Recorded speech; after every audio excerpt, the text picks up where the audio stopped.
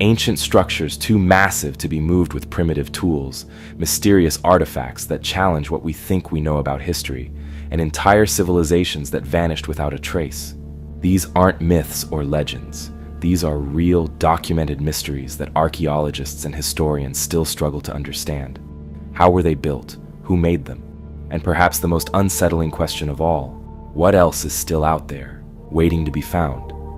From colossal stone blocks no modern crane could lift, to civilizations buried beneath the ocean, today we're diving deep into some of the strangest unsolved mysteries of the ancient world. So sit back, relax, grab a snack, and let's jump into the mysteries where history itself seems to break apart.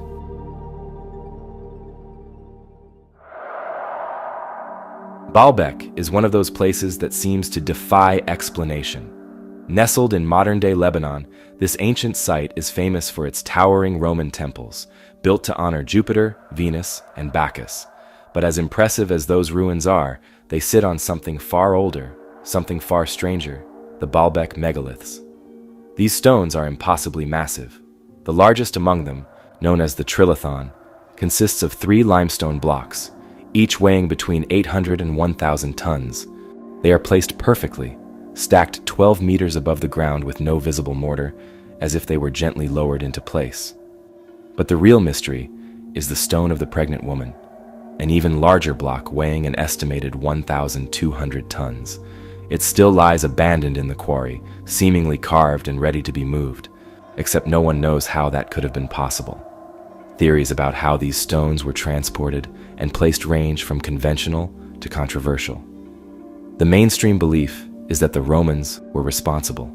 After all, they were master builders, constructing aqueducts, temples, and roads that have stood for thousands of years. Some historians suggest that they had the means to move the megaliths using cranes, pulleys, and sheer manpower. But there's a problem with this explanation. No known Roman engineering feats come close to moving stones of this size. Even their most advanced construction projects never attempted to lift anything close to 1,000 tons. It's as if they built their temples on top of something far older. That's why some researchers believe Baalbek predates the Romans entirely. Some accounts suggest that the site was originally built by the Phoenicians, an ancient maritime civilization that once ruled the Mediterranean. Others push the timeline even further back, claiming that the site is pre-Phoenician, meaning it could be thousands of years older than recorded history suggests. If true, that would mean a lost civilization, not Rome, was responsible for moving these stones. But if that's the case, who were they? And more importantly, how did they do it? There are those who believe Baalbek was built using a lost form of ancient technology. Perhaps the builders had an advanced understanding of counterweights, pressure manipulation, or even sound frequencies that could make heavy objects easier to move. Some speculate that the answer lies in forgotten techniques, methods of construction that have been erased by time, lost before they could ever be written down. If we knew how they did it, what else might we discover about the ancient world? And then, there's the most controversial theory of all, that Baalbek stones were moved with the help of something beyond human ability.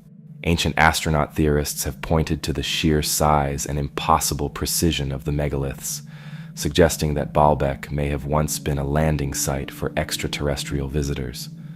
Some believe that its position, its alignment, and its construction indicate that it was more than just a temple. It was something older, something built for a purpose we don't yet understand. There's no solid evidence for this, but the idea has persisted for decades.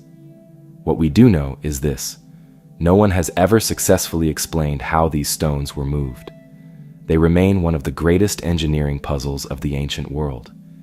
If a civilization thousands of years ago had the capability to transport and position them, what else were they capable of? And what other secrets could still be hidden beneath the ruins of Baalbek? But Baalbek isn't the only mystery that forces us to rethink what we know about history. The past is filled with impossible artifacts, things that shouldn't exist, but do. And next, we move to one of the most debated pieces of evidence ever discovered, a 16th century map that appears to show Antarctica without ice. Before we dive into the next mystery, just a quick note. While the visuals in this video will provide extra context, they aren't necessary to enjoy the stories. Feel free to let this play in the background while you work, relax, or even fall asleep to these eerie unsolved mysteries. And if you'd like to support me making these videos and get access to exclusive stories and all of our videos ad-free, consider becoming a Patreon member. The link is in the comments below. Now, back to the stories. The Piri Reis map is an anomaly in historical cartography. Discovered in 1929 by German theologian Gustav Deissmann in the archives of Istanbul's Topkapi Palace, the map had been tucked away for centuries, forgotten in a dusty stack of old documents. Upon closer examination, it was revealed to be the work of Piri Reis, an Ottoman admiral, navigator, and cartographer who created it in 1513. At first glance, it seemed like a typical early 16th century world map, detailing the coastlines of Europe, Africa, and the newly discovered Americas. But the more researchers studied it, the more it became clear. This was no ordinary map. What makes the Piri Reis map so controversial is a particular landmass drawn along its lower edge. Many believe this landmass is Antarctica, yet there's a problem. Antarctica wasn't officially discovered until 1820, more than 300 years after the map was made. Even more puzzling, the landmass is depicted not as the frozen wasteland we know today, but with detailed coastlines and topographical features, as if it had been mapped when it was free of ice. Modern geological studies suggest that Antarctica may have been ice-free more than 6,000 years ago, long before any known civilization was capable of such precise cartography. How did Piri Reis know about this? The admiral himself left some clues in handwritten notes scrawled along the margins of the map. He claimed that his work was not original, but was compiled from multiple older sources, some dating back to the time of Alexander the Great. He referenced maps taken from 20 ancient charts and 8 new maps of the Arabs and Hindus. If true, this would mean that Piri Reis had access to knowledge passed down from far older civilizations, perhaps ones with seafaring capabilities far beyond what we previously believed. Some theorists argue that the Piri Reis map is evidence of an advanced, lost civilization, one that mapped the world in astonishing detail long before recorded history. They suggest that fragments of this knowledge survived the collapse of ancient societies and were later incorporated into Renaissance-era maps by explorers and cartographers who had no idea of their true origins. This theory is supported by the fact that other medieval and Renaissance maps, such as the Orontius Phineus map and the Zeno map, also depict landmasses resembling Antarctica with surprising accuracy. Others believe that the map has been misinterpreted. Some scholars argue that what appears to be Antarctica is actually an incorrect rendering of South America. Mapmakers of the 16th century often distorted coastlines due to the way they compiled their charts from scattered reports and second-hand accounts. Some parts of the world were stretched or compressed to fit the limited knowledge of the time, leading to inaccuracies that might explain the apparent presence of Antarctica. Another possibility is that early sailors, possibly from Phoenician, Chinese, or even pre-Columbian European civilizations, traveled much further than history acknowledges, documenting coastlines that were later lost to time. If so, the Piri Reis map could be a remnant of an ancient navigational tradition that has since disappeared, leaving only tantalizing hints behind. Despite decades of study, no definitive answer has emerged. Did Piri Reis unknowingly preserve the last echoes of a lost civilization? Or is this simply a case of cartographic error, a trick of distorted geography that only appears mysterious in hindsight? Whatever the truth, the Piri Reis map remains one of history's most enduring puzzles, a document that continues to challenge everything we thought we knew about the past. But the Piri Reis map is not the only ancient mystery that challenges what we thought we knew about history.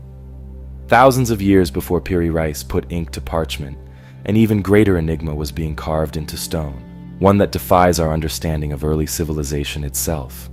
In southeastern Turkey, buried beneath layers of earth for millennia, lies Göbekli Tepe, a site so ancient that it predates the invention of writing, the Great Pyramids, and even the first known cities. Yet, its intricate carvings and massive stone pillars suggest a level of organization and skill that shouldn't have existed at the time. How was it built, and why was it buried? Let's take a closer look at one of the most mysterious archaeological discoveries in history. Göbekli Tepe is unlike anything else we've found in the ancient world. Tucked away in the rolling hills of southeastern Turkey, this site remained hidden beneath the earth for thousands of years, until a chance discovery in the 1960s hinted that something was buried there.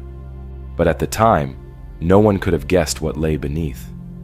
It wasn't until the 1990s, when German archaeologist Klaus Schmidt began excavations, that the true scale of Göbekli Tepe was revealed. What he uncovered would challenge everything we thought we knew about early civilization. Rising from the earth were massive circular stone enclosures, each containing towering limestone pillars arranged with precise intention.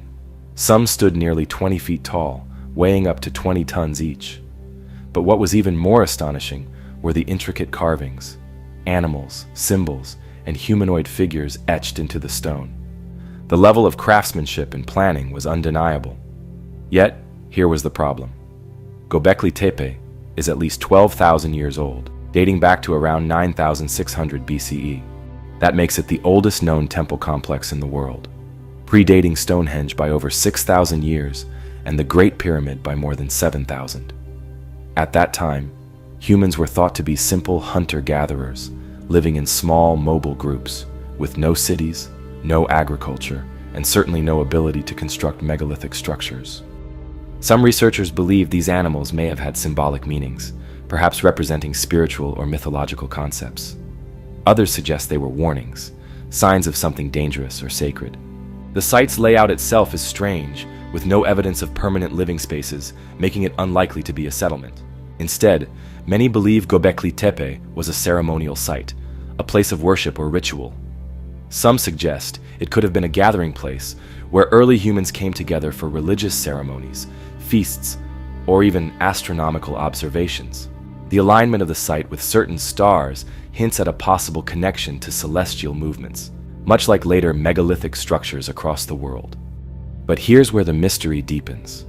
At some point, Göbekli Tepe was deliberately buried. The enclosures were filled in with dirt and debris, carefully covered as if to hide or preserve them. But why? Was it abandoned? Was it deemed too sacred, too dangerous? And who decided to erase it from history? One of the leading theories is that Göbekli Tepe played a crucial role in the transition from a hunter-gatherer society to an agricultural one. Some researchers believe that the effort required to construct and maintain the site may have led to early forms of organized labor and permanent settlements. In other words, civilization may have begun not with farming, but with religion. Another theory suggests that Göbekli Tepe was built by a forgotten, advanced society, one that existed before the known rise of agriculture.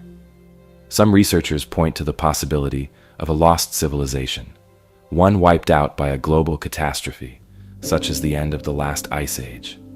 The Younger Dryas impact hypothesis, for example, proposes that a comet or asteroid struck Earth around 12,800 years ago, triggering sudden climate shifts and massive flooding. Some believe this event could have wiped out an early advanced culture, leaving behind only ruins like Göbekli Tepe as remnants of their existence. But there's also the possibility that Göbekli Tepe was a product of a highly skilled group of hunter-gatherers, one that simply defies our expectations of what early humans were capable of. Maybe the knowledge required to build this site existed long before we thought, passed down through generations in ways we can't yet understand.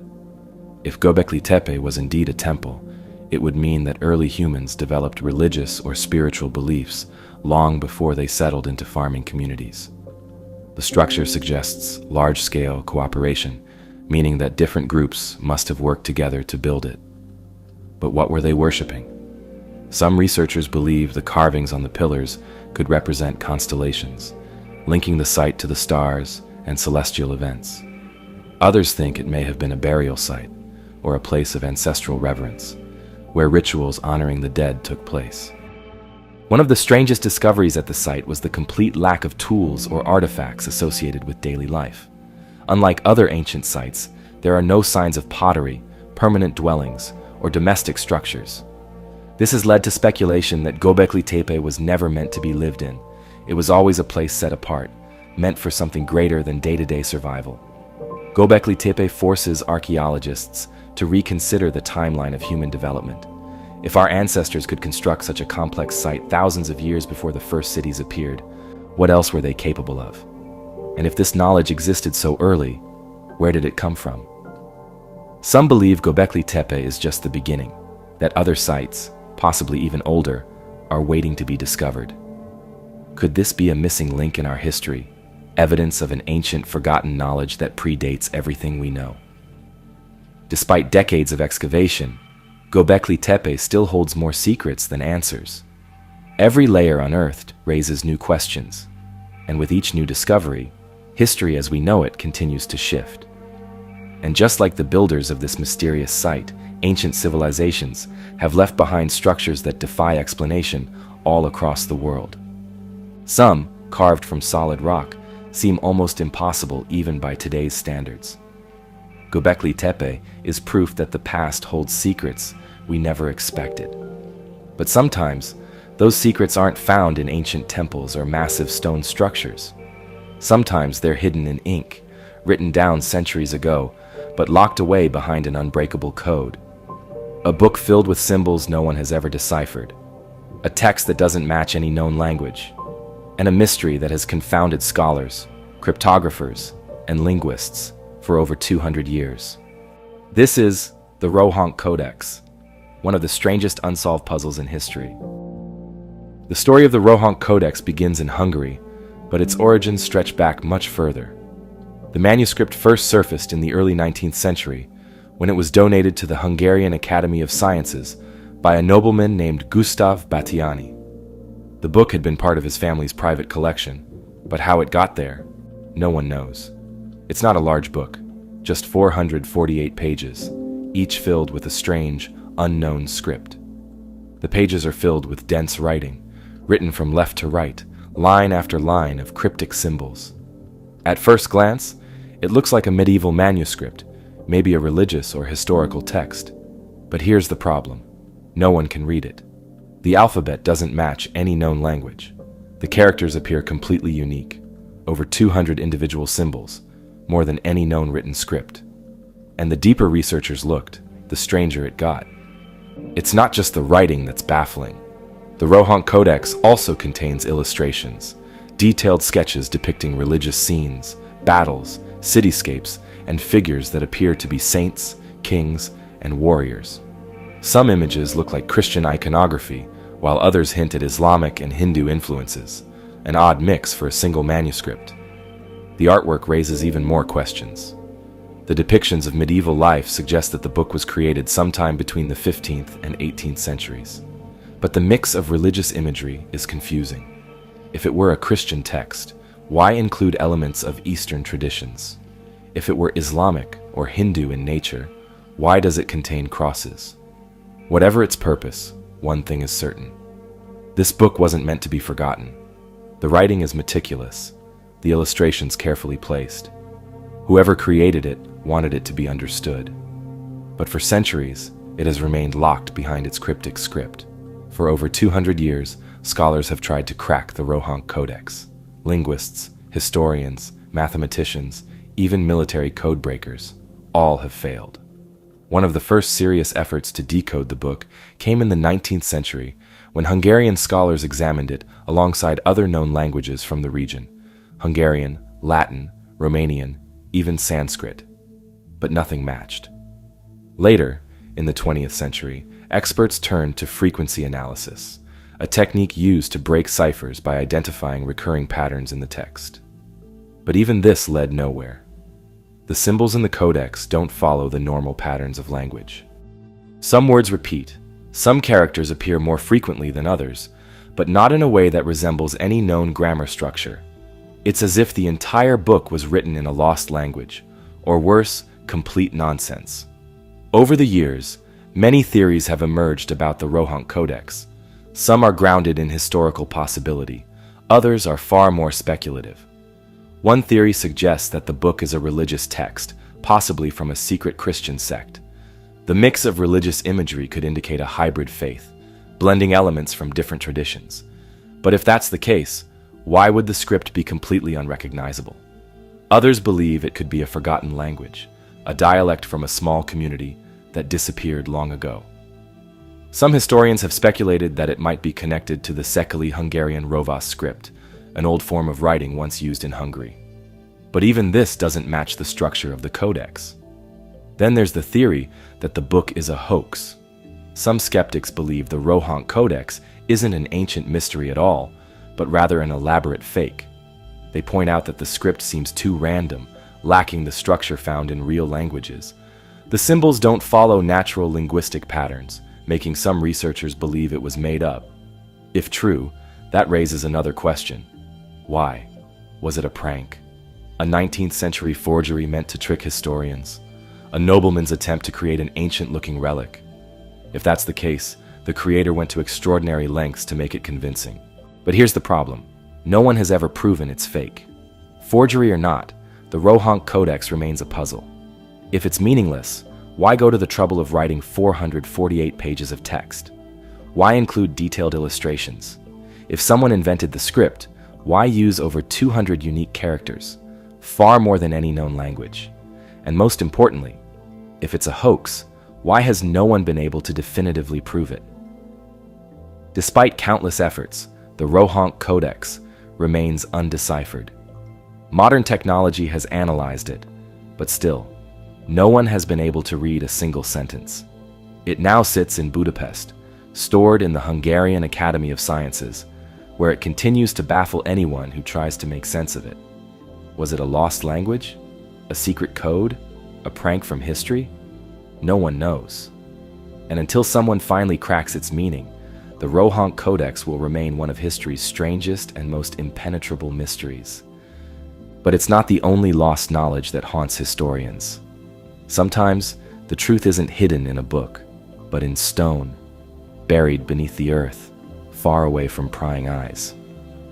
The Rohank Codex is a book no one can read, a mystery trapped within its undeciphered symbols. But while the Rohank Codex challenges what we know about ancient texts, our next mystery delves into something even more elusive, a structure so massive, so carefully hidden, that even today, its existence remains shrouded in secrecy. Deep in the heart of China, hidden beneath layers of soil and vegetation, lies a pyramid that is said to be larger than any in Egypt, a monument deliberately concealed from the outside world. Could this be the lost tomb of an unknown emperor, or is it something even more extraordinary? Up next, the White Pyramid of China. Hidden deep within the remote landscapes of China's Shanxi province, a series of enormous pyramidal structures has sparked decades of speculation, secrecy, and intrigue. These are not just hills or natural formations, as some might assume at first glance.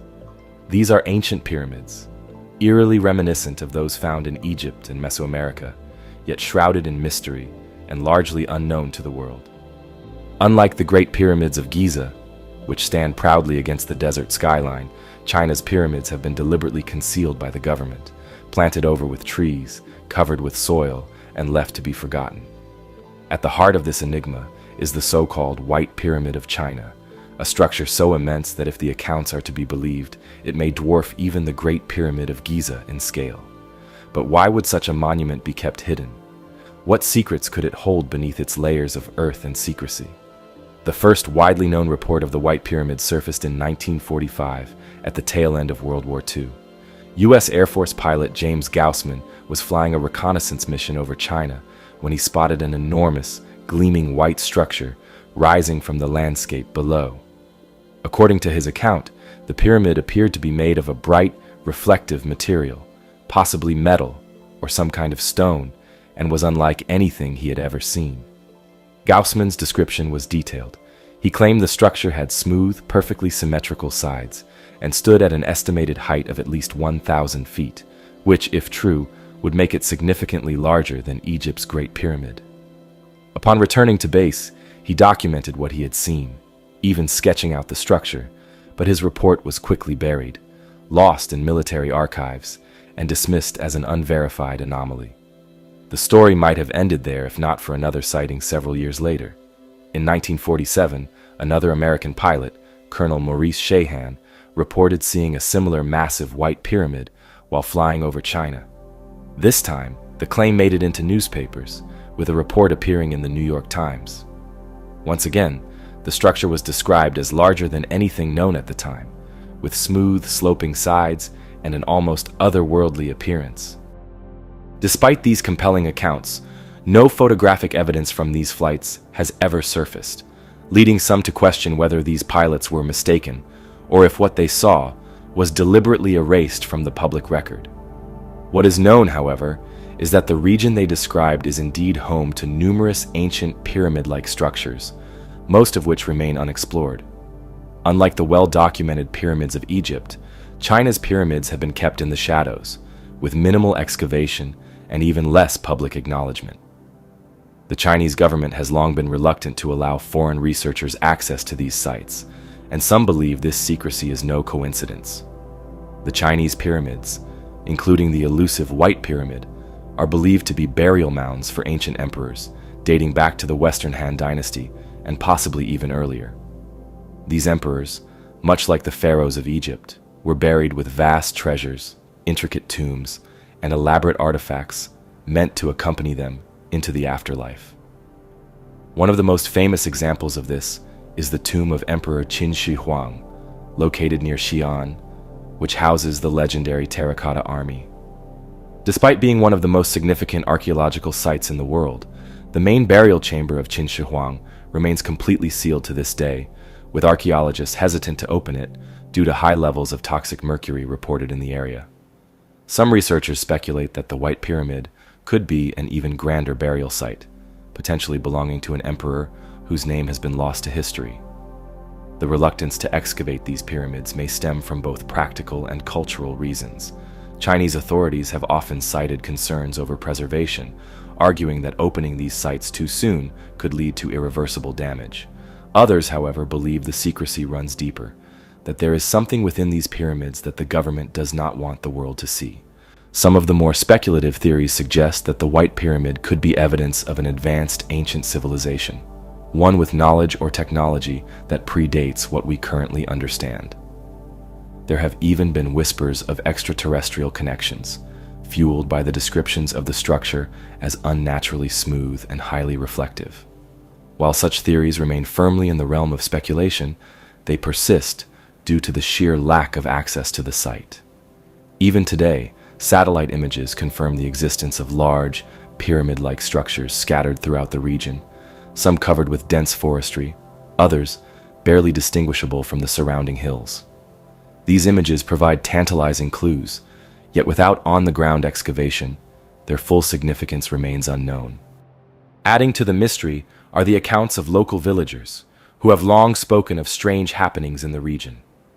Some tell stories of unusual lights appearing near the pyramids at night, while others claim that for generations, there have been legends warning people to stay away from the ancient mounds. Could these accounts be simple folklore, or is there something buried beneath these structures that modern science has yet to uncover? Some historians suggest that these pyramids may hold lost historical records, scrolls, or artifacts that could rewrite our understanding of early Chinese civilization. Unlike Egypt, where hieroglyphics have provided a direct link to the past, many of China's ancient texts have been lost over time, particularly during periods of political upheaval. If these pyramids contain well-preserved writings or objects from thousands of years ago, they could provide insights into a forgotten chapter of human history. The true nature of the White Pyramid, if it exists in the form described by the pilots, remains one of archaeology's greatest unknowns. Despite repeated attempts by independent researchers to gain access to the region, China has remained firm in restricting excavation. Whether this is due to national heritage concerns, government policy, or the presence of something that defies explanation, we may never know. What is clear, however, is that China's pyramids are real, and their secrets remain buried beneath centuries of earth, waiting to be uncovered. If the White Pyramid is indeed hidden among them, it could be one of the greatest archaeological discoveries of all time, or it could be a mystery that is destined to remain unsolved. While the White Pyramid remains an enigma, China is also home to another mystery, just as baffling, one that isn't hidden in the mountains, but underground. In the Zhejiang province, deep beneath the earth, lies a series of immense, perfectly carved stone chambers. No historical records mention their construction, no tools have been found, and their purpose remains completely unknown. These are the Longyu Caves. Hidden beneath the rolling hills of Zhejiang province in China, the Longyu Caves are one of the most perplexing archaeological discoveries ever made. Unlike the natural limestone caves scattered throughout China, these caverns are entirely man-made. Vast underground chambers carved with near-perfect symmetry, intricate patterns, and an engineering precision that defies logic. What makes them even more mysterious is that no historical records mention their construction. No blueprints, no tools, no writings, nothing. It's as if an entire civilization built them and then erased all evidence of how or why they existed. And to this day, no one knows who created them, how they did it, or what purpose they served. The discovery of the caves was entirely accidental. In 1992, a local farmer, curious about the deep pools of water scattered across his village, decided to drain one. As the water receded, what emerged stunned him. Massive, smooth-walled chambers extending deep into the earth, unlike anything he had ever seen. Soon, other villagers followed suit, draining more pools, only to find more hidden chambers below. What they had uncovered was an underground complex spanning an estimated 30,000 square meters, each cavern meticulously carved from solid sandstone. To put it into perspective, the caves are so vast that if combined, they would cover the area of roughly 4 football fields. The ceilings soar up to 30 meters, 98 feet, high, supported by evenly spaced stone pillars, and the walls are covered in a uniform pattern of chiseled markings, marks that seem too precise to be made with rudimentary hand tools. What makes the Longyu Caves so baffling is the sheer scale of labor that must have gone into their construction. Archaeologists estimate that nearly 1 million cubic meters of rock would have had to be excavated to create the caverns. If this was done with the tools available in ancient China, it would have taken thousands of workers working day and night for years, possibly decades. Yet, as advanced as the caves appear, no tools or construction materials have ever been found. There are no remains of workers, no leftover chisel marks from different stages of construction, and no debris from the excavation process. Where did all the displaced rock go? How did they move it? And why do the caves appear so immaculate, as if they were abandoned immediately after completion? Adding to the mystery is the fact that the caves are not randomly distributed. Each chamber is positioned with careful alignment, as if part of a much larger, interconnected system. Some researchers speculate that the caves may have been used for storage, military purposes, or even as secret meeting places for an unknown group. Others suggest they may have had a spiritual or ceremonial function, perhaps linked to an ancient belief system long forgotten. Some believe they were once underground palaces, or residences of a ruling elite. But without any inscriptions, artifacts, or evidence of habitation, all of these remain theories, with no definitive answers. One of the most peculiar aspects of the Longyu Caves is their structural integrity. Despite being thousands of years old, dating back at least to the Qin dynasty in the 3rd century BC if not earlier, the walls show no signs of erosion or collapse. Unlike many ancient structures that deteriorate over time, the caves remain remarkably intact, as if they were built to last indefinitely. The precision with which they were carved suggests an understanding of engineering far beyond what should have been possible at the time. Some have compared the caves to modern-day underground bunkers, capable of withstanding natural disasters, seismic activity, and even potential invaders. But if they were meant for protection, who or what were they hiding from? Another aspect that fuels speculation is the striking uniformity of the chisel marks found throughout the caves. These markings are consistent across all chambers, covering walls, pillars, and ceilings in a symmetrical, almost decorative fashion. The precision of the carvings suggests an advanced construction technique, possibly even a lost technology. Some have theorized that these marks were not made with traditional hand tools, but by a more sophisticated method. Perhaps a lost ancient machine or technique unknown to modern archaeology. Others have drawn comparisons to megalithic sites around the world, noting that civilizations separated by vast distances have often exhibited similar unexplained feats of engineering. Some theories venture into more unorthodox territory, suggesting that the Longyu caves were built using sound frequencies or some form of ancient vibrational technology that softened the stone, allowing for easier excavation. While this may sound far-fetched, modern experiments have shown that sound waves can affect the structural integrity of materials. Could the ancient builders of Longyu have known something that we do not? Others speculate that the caves may have once been filled with water intentionally, serving as reservoirs or even reflecting pools for celestial observations. Some of the cave floors contain sunken channels, almost as if they were designed for the movement of water, yet no irrigation systems have ever been found. Were the caves meant to be flooded? If so, what was their function when submerged? Despite various excavation attempts, archaeologists remain baffled. No bones, no pottery, no writings, nothing has been discovered to link the caves to a specific group or purpose. The complete absence of historical references is particularly strange, given China's extensive written records. If such a massive project was undertaken, why does no document, legend, or historical text mention it? In a country with a rich history of documentation, something as significant as the creation of these vast underground chambers should have left some trace, yet it hasn't. As the mystery deepens, so does the curiosity of those who visit the site. Some believe the answer lies beneath the still unexplored sections of the caves, hidden behind yet-to-be excavated walls or deep within the surrounding hills. If more chambers exist, could they finally provide the missing clues to who built Longyu and why? Some archaeologists have suggested scanning the area with ground-penetrating radar in hopes of detecting additional structures that could shed light on the enigma. But for now, the caves remain a silent riddle, their creators lost to time. Longyu is not the only unexplained structure in China. Deep in the heart of Alexandria, another ancient mystery remained buried for centuries, a black sarcophagus sealed shut for over 2,000 years. When it was finally opened in 2018, no one was prepared for what was inside. Let's dive into the story of the Black Sarcophagus of Alexandria. Beneath the busy streets of Alexandria, Egypt, a discovery in 2018 captured global attention.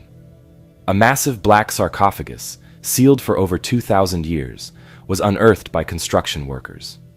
Unlike the ornate tombs of pharaohs, this one was completely black, unmarked, and undisturbed. It was the largest sealed sarcophagus ever found in Alexandria, and no one knew what was inside. Some believed it could hold the remains of Alexander the Great. Others thought it might belong to an unknown noble or military leader. But when archaeologists opened it, the reality was far stranger than anyone expected. Alexandria has always been a city full of mysteries. Founded by Alexander the Great in 331 BCE, much of its ancient history is lost beneath the modern city and the waters of the Mediterranean. But every now and then, something buried for centuries comes to light. The Black Sarcophagus was found during routine excavation in the Sidi Gabr district, an area known for its archaeological significance. The moment construction workers hit something solid beneath the ground, it was clear this was not an ordinary find. The sarcophagus was enormous, 9 feet long, over 5 feet wide, and standing more than 6 feet tall. It was made entirely of black granite and sealed with an unusually thick layer of mortar, which meant it had remained completely untouched since ancient times. Given its size and the effort taken to seal it, archaeologists speculated that it had to contain someone of great importance. Some even suggested it could finally be the lost tomb of Alexander the Great, whose burial site has never been found. Since he built the city that bears his name, many have speculated that he was laid to rest somewhere beneath it. But there was another theory, one that made some hesitant about disturbing the tomb. The idea that ancient tombs carry curses isn't new, and stories of misfortune following their opening have been told for centuries. From the so-called Curse of King Tut, to unexplained deaths surrounding other tomb discoveries, there was no shortage of eerie speculation. Some locals even warned that opening the sarcophagus would unleash something ancient and dangerous. Despite the warnings, archaeologists proceeded. The world was watching, and the possibility of a major historical find was too great to ignore. But opening the sarcophagus wasn't easy. The sheer weight of the lid, estimated at over 15 tons, required heavy machinery to lift. The moment it was pried open, an unbearable stench filled the air. Inside, instead of treasures or a well-preserved mummy, the team found something disturbing. The sarcophagus was filled with a murky red liquid, and floating in it were the skeletal remains of 3 individuals. The liquid was a mix of groundwater and decomposed human remains, which had seeped in over centuries and created a grim, decayed sludge. The skeletons belonged to 2 men and 1 woman, but beyond that, little was immediately clear. What stood out was the lack of any markings, inscriptions, or artifacts, unusual for a tomb of this size. Most Egyptian burials included objects meant to accompany the dead into the afterlife, but this one had nothing. That absence only deepened the mystery. Who were these people? Why were they buried in such a massive, unmarked sarcophagus? And why had it been so securely sealed? Once the discovery was made public, wild theories began to spread. Some people believed the liquid inside had supernatural properties, leading to bizarre requests from individuals claiming they wanted to drink it to gain mystical powers. Others speculated that the burial was part of a lost ritual, possibly a failed attempt at mummification or a punishment of some kind. More rational explanations pointed to the possibility that the individuals inside were high-ranking military officials or nobles. The sheer size of the tomb suggested status, but the lack of inscriptions or burial objects suggested something unusual about the way they were interred. One theory suggested that they may have died suddenly, perhaps in an epidemic or battle, leading to a rushed and unceremonious burial. Another possibility is that the sarcophagus had been repurposed, originally intended for someone important, but later used as a communal grave. Despite all the speculation, no definitive answers were found. The skeletons were removed for further study, and the sarcophagus was transported for preservation. While it didn't contain Alexander the Great, it remains one of the most mysterious tombs uncovered in recent history. Its size, its unsettling contents, and the questions surrounding its purpose make it a discovery unlike any other. But Egypt isn't the only place where strange, ancient relics have surfaced. In a library in the Czech Republic sits a book so large and unusual that legend claims it was written with the help of the devil himself. Up next, the Devil's Bible, a book so massive, so detailed, and so unusual that for centuries, people believed it could not have been written by human hands alone. A book that carries a dark legend, that it was created with the help of the devil himself.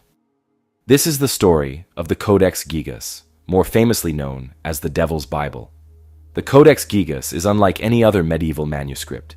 It stands nearly 3 feet tall, weighs over 165 pounds, and is bound in wood and leather.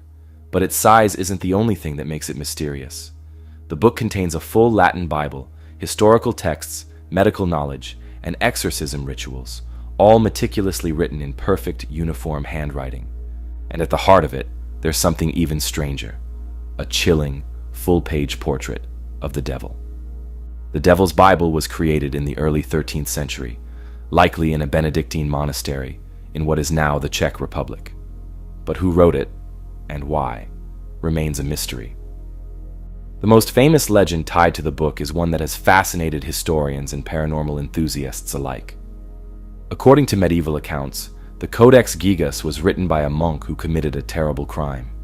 As punishment, he was sentenced to be walled up alive, left to die in total isolation. Desperate to escape his fate, he made a plea. He promised to create the largest and most magnificent book the world had ever seen, one that would glorify God and contain all the knowledge of humanity, and he would do it in a single night. The task was impossible, even for the most skilled scribe. But as the night went on, the monk realized he wouldn't finish in time. Facing death, he turned to the only being who could help him, Satan. The story claims that he made a pact with the devil, offering his soul in exchange for the book's completion. By morning, the Codex Gigas was done, perfectly written, and flawless in design. And as a mark of their deal, the monk dedicated an entire page to his new master, drawing a terrifying full-body image of the devil. It's a compelling legend, but could there be any truth behind it? One of the most baffling aspects of the Codex Gigas is its uniform handwriting. Experts have analyzed every page and found that the text appears to be the work of a single individual. There are no noticeable differences in style, no interruptions in the flow of the ink. And according to modern estimates, writing a book of this size by hand should have taken at least 25 to 30 years. Yet, the consistency suggests it was completed in an incredibly short period. How could one person have written all of it with such precision? The book's contents are also strange. Alongside biblical texts, it includes forbidden knowledge, grimoires detailing exorcisms, medical remedies, and even writings about demonology. Some believe this mixture of sacred and arcane knowledge points to something more than just religious devotion. The devil's portrait only deepens the mystery. It is unlike any other religious artwork from the time, showing Satan in a crouched position, with clawed fingers, an elongated tongue, and glowing red eyes. Some believe the drawing itself carries an ominous presence, while others speculate it was a warning, a message left behind by the monk about the price he paid. But if the book wasn't created through supernatural means, how did one person manage such an enormous task? One theory is that the monk behind the Codex Gigas may have been suffering from a form of obsession or compulsion, what we might call hypergraphia today, an uncontrollable urge to write. Some researchers believe he may have been in a form of religious isolation, dedicating his life entirely to the manuscript. Another theory is that it was a collaborative effort, with later editions being carefully disguised to maintain the illusion of a single author. However, there is no evidence of multiple contributors, no shifts in handwriting, no changes in ink or style, and no corrections made over time. This has led some to suggest that the monk truly did work alone, possibly for decades, possibly under some unknown force driving him forward. The Codex Gigas also has a history of misfortune. Throughout the centuries, it has been looted, stolen, and moved across multiple countries. It was once kept in the Royal Library of Sweden, where it survived a massive fire. Witnesses claim that when the library caught fire in the 17th century, the book was thrown from a window to save it. It landed safely below, barely damaged, while much of the library burned. Some took this as a sign that the book was protected by something. Today, the Devil's Bible is kept in the National Library of Sweden under controlled conditions.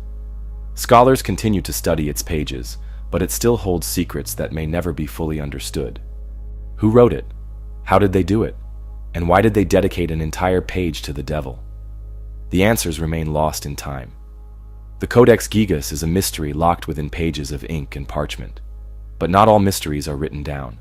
Some are carved into the earth itself, hidden beneath layers of time, waiting to be uncovered. The next mystery is not about a single artifact or a cryptic book. It's about an entire civilization that simply disappeared.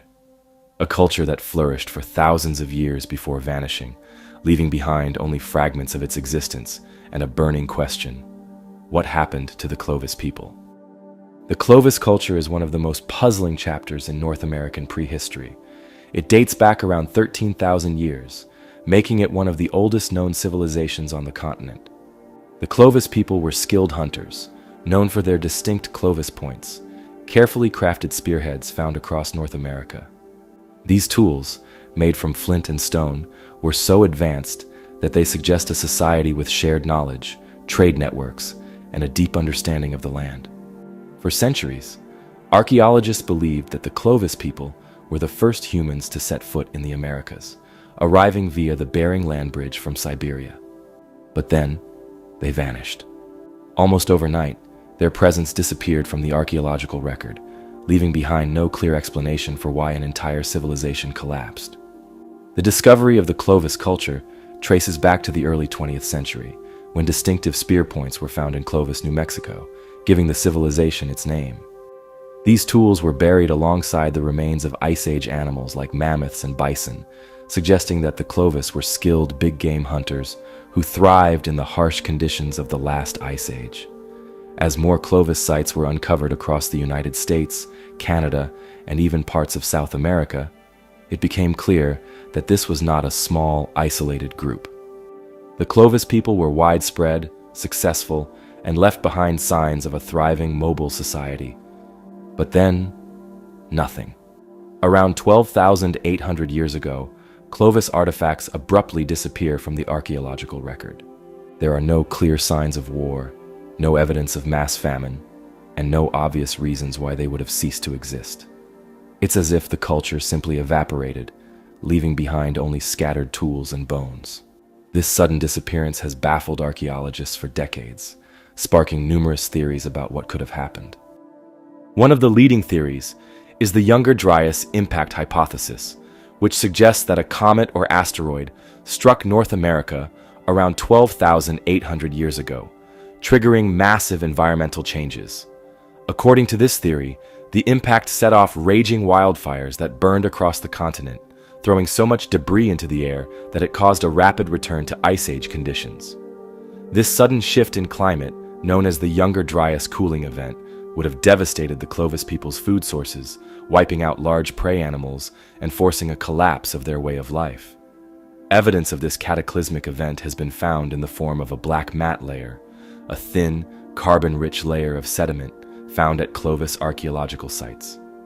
This layer contains high levels of nanodiamonds, which some scientists believe are the result of an extraterrestrial impact.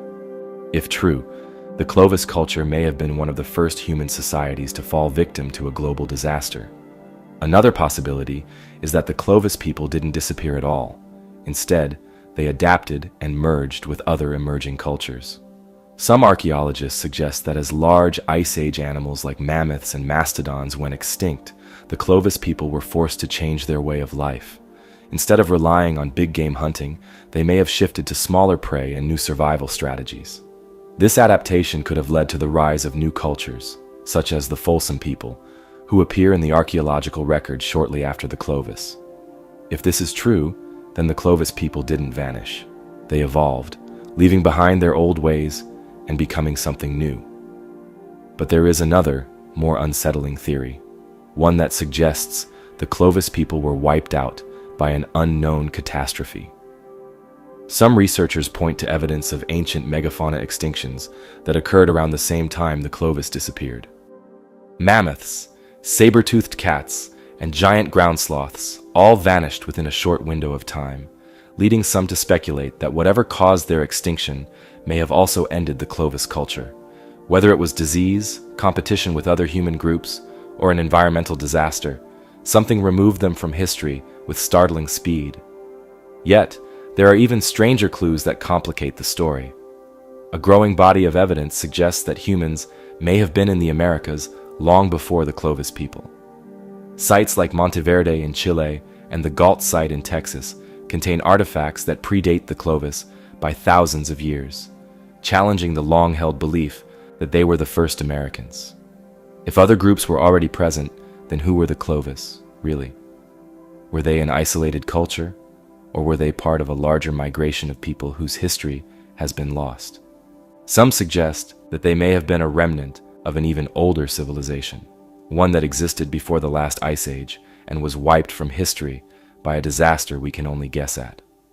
Despite the many theories, the fate of the Clovis people remains one of archaeology's greatest unanswered questions. Did they succumb to climate change? Were they victims of a cosmic disaster? Or did they simply fade into other cultures, leaving behind only fragments of their existence? The truth remains buried, locked in the soil of ancient America. The Clovis people vanished, leaving behind tools, bones, and unanswered questions about their fate. Were they wiped out by a sudden cataclysm, or did they slowly fade into obscurity, their descendants blending into later civilizations? The past is full of stories like this, cultures that rose, flourished, and disappeared, leaving behind little more than clues for us to decipher. But sometimes, What they leave behind isn't just bones or artifacts. Sometimes they leave behind something that defies logic altogether. Scattered across the lush rainforests and ancient riverbanks of Costa Rica, dozens of massive, near-perfect stone spheres lie half-buried in the earth. These aren't rough, misshapen boulders shaped by nature. These are man-made, precisely carved, and almost impossibly symmetrical. Some weigh over 15 tons, yet no one knows who made them, how they were transported, or why they exist at all. These mysterious objects, known as the stone spheres of Costa Rica, have baffled archaeologists for nearly a century. The story of these spheres began in the 1930s, when workers for the United Fruit Company were clearing land in the Diquís Delta for banana plantations. As they cut through the dense jungle, they started discovering these massive stone orbs, some of them perfectly round, others slightly weathered, but all strangely out of place. Some were grouped together in apparent patterns, while others were found alone, buried beneath centuries of sediment. At first, workers didn't know what to make of them. Some thought they were natural formations, while others believed they contained hidden treasures. In their excitement, several spheres were blown apart with dynamite, only to reveal nothing. No gold, no artifacts, just solid stone. As word of the discovery spread, archaeologists arrived to study them. The spheres were unlike anything found in the region before. They ranged in size from a few inches to over 8 feet in diameter, and many were carved with such precision that they seemed almost mathematically perfect. What made their creation even more astonishing was the material they were made from: granodiorite, a tough volcanic rock that isn't naturally found near the sites where the spheres were unearthed. This meant they had to have been quarried, shaped, and transported, a feat that would have required knowledge of advanced tools and engineering techniques. So who made them? One of the most widely accepted theories is that they were created by the Diquís culture, an indigenous civilization that thrived in Costa Rica between 700 and 1530 AD. The Diquís people were known for their sophisticated metalwork, pottery, and stone carvings, but nothing else in their archaeological record suggests they had the capability or the reason to create something as massive and precise as these spheres. No written records exist, and the Diquís civilization collapsed before European contact, leaving behind only these silent, unmarked relics. Theories about their purpose vary. Some believe they were status symbols, marking the homes of important leaders or high-ranking officials. Others suggest they were astronomical markers, aligned with the movements of the sun and stars. Some spheres were found in alignments that hint at a possible celestial purpose, but without written records, this remains speculative. More fringe theories propose that the spheres had a ritualistic or spiritual significance, possibly representing the cosmos or the cycle of life and death. Some indigenous legends speak of the spheres as thunderstones, created by the gods to protect the land. Others claim they were part of a lost network of ley lines, channels of energy that ancient civilizations supposedly tapped into. One of the most intriguing theories is that the spheres were used for navigation. Some researchers have suggested that they might have been part of an ancient mapping system, used by early civilizations to mark important locations, trade routes, or sacred sites. This would explain why some of them are found in clusters, while others appear to be isolated. Adding to the mystery is the fact that no tools or quarry sites have been found that explain how these stones were shaped. Granodiorite is an extremely hard rock, meaning that even with modern tools, shaping them into perfect spheres would be a difficult, time-consuming task. Some researchers believe the Diquís people may have used a combination of fire and water to weaken the rock before slowly carving it with stone tools, but even this doesn't fully explain their precision. The idea that they could have been moved over long distances is just as perplexing. Some spheres were discovered miles away from any known source of granodiorite, suggesting they were either rolled, dragged, or transported on wooden platforms. Without wheels or beasts of burden, moving these massive stones would have required an organized effort and a deep understanding of physics. The lack of definitive answers has led to more speculative theories, some of them bordering on the bizarre. Some claim the spheres were made with the help of extraterrestrials, using advanced technology that has since been lost. Others suggest they are remnants of a lost civilization, one that predates the Dikis people and left behind no other traces of its existence.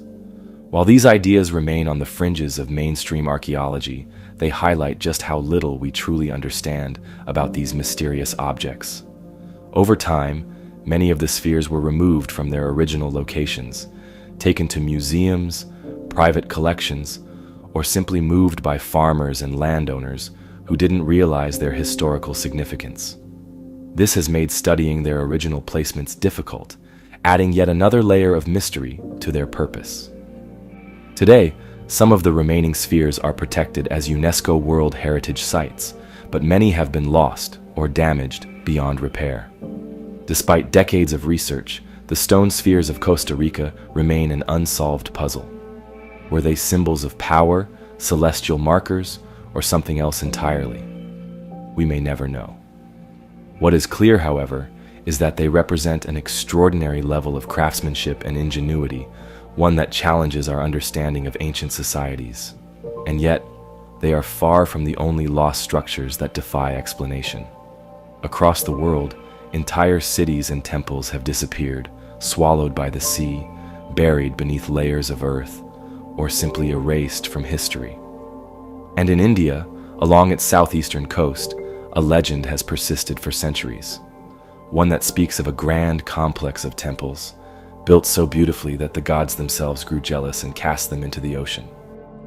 This is the mystery of the 7 pagodas of Mahabalipuram, a tale of lost temples, ancient engineering, and a modern discovery that may prove the legend true. Mahabalipuram, also known as Mamallapuram, is a historic town in the Indian state of Tamil Nadu, situated along the Bay of Bengal. Today, it is famous for its stunning rock-cut temples, intricate carvings, and monolithic structures that date back over 1,300 years. These temples, built during the Pallava dynasty in the 7th and 8th centuries, are known for their breathtaking craftsmanship and unique architectural style. But for centuries, local fishermen and travelers spoke of something more. A lost city beneath the waves, an entire series of temples that once stood proudly on the coastline before vanishing without a trace. The legend says that there were 7 magnificent pagodas, their towers reaching toward the sky, dazzling anyone who saw them. But the gods, angered by their grandeur, sent a massive flood that drowned all but one. The only surviving temple, Shore Temple, still stands today, a breathtaking structure sitting at the very edge of the sea, weathered by centuries of salt and wind. But was it truly once part of a larger lost complex? For years, historians debated whether the legend was simply mythology, a story passed down through generations without any basis in fact. But in 2004, everything changed. That year, one of the most powerful tsunamis in recorded history struck the Indian Ocean, devastating coastlines and reshaping entire landscapes. When the waves receded from Mahabalipuram's shores, something astonishing was revealed. Large stone structures, pillars, carved blocks, and what appeared to be temple foundations suddenly became visible, exposed for the first time in centuries. Witnesses described seeing massive walls and sculptures, their intricate carvings untouched by time.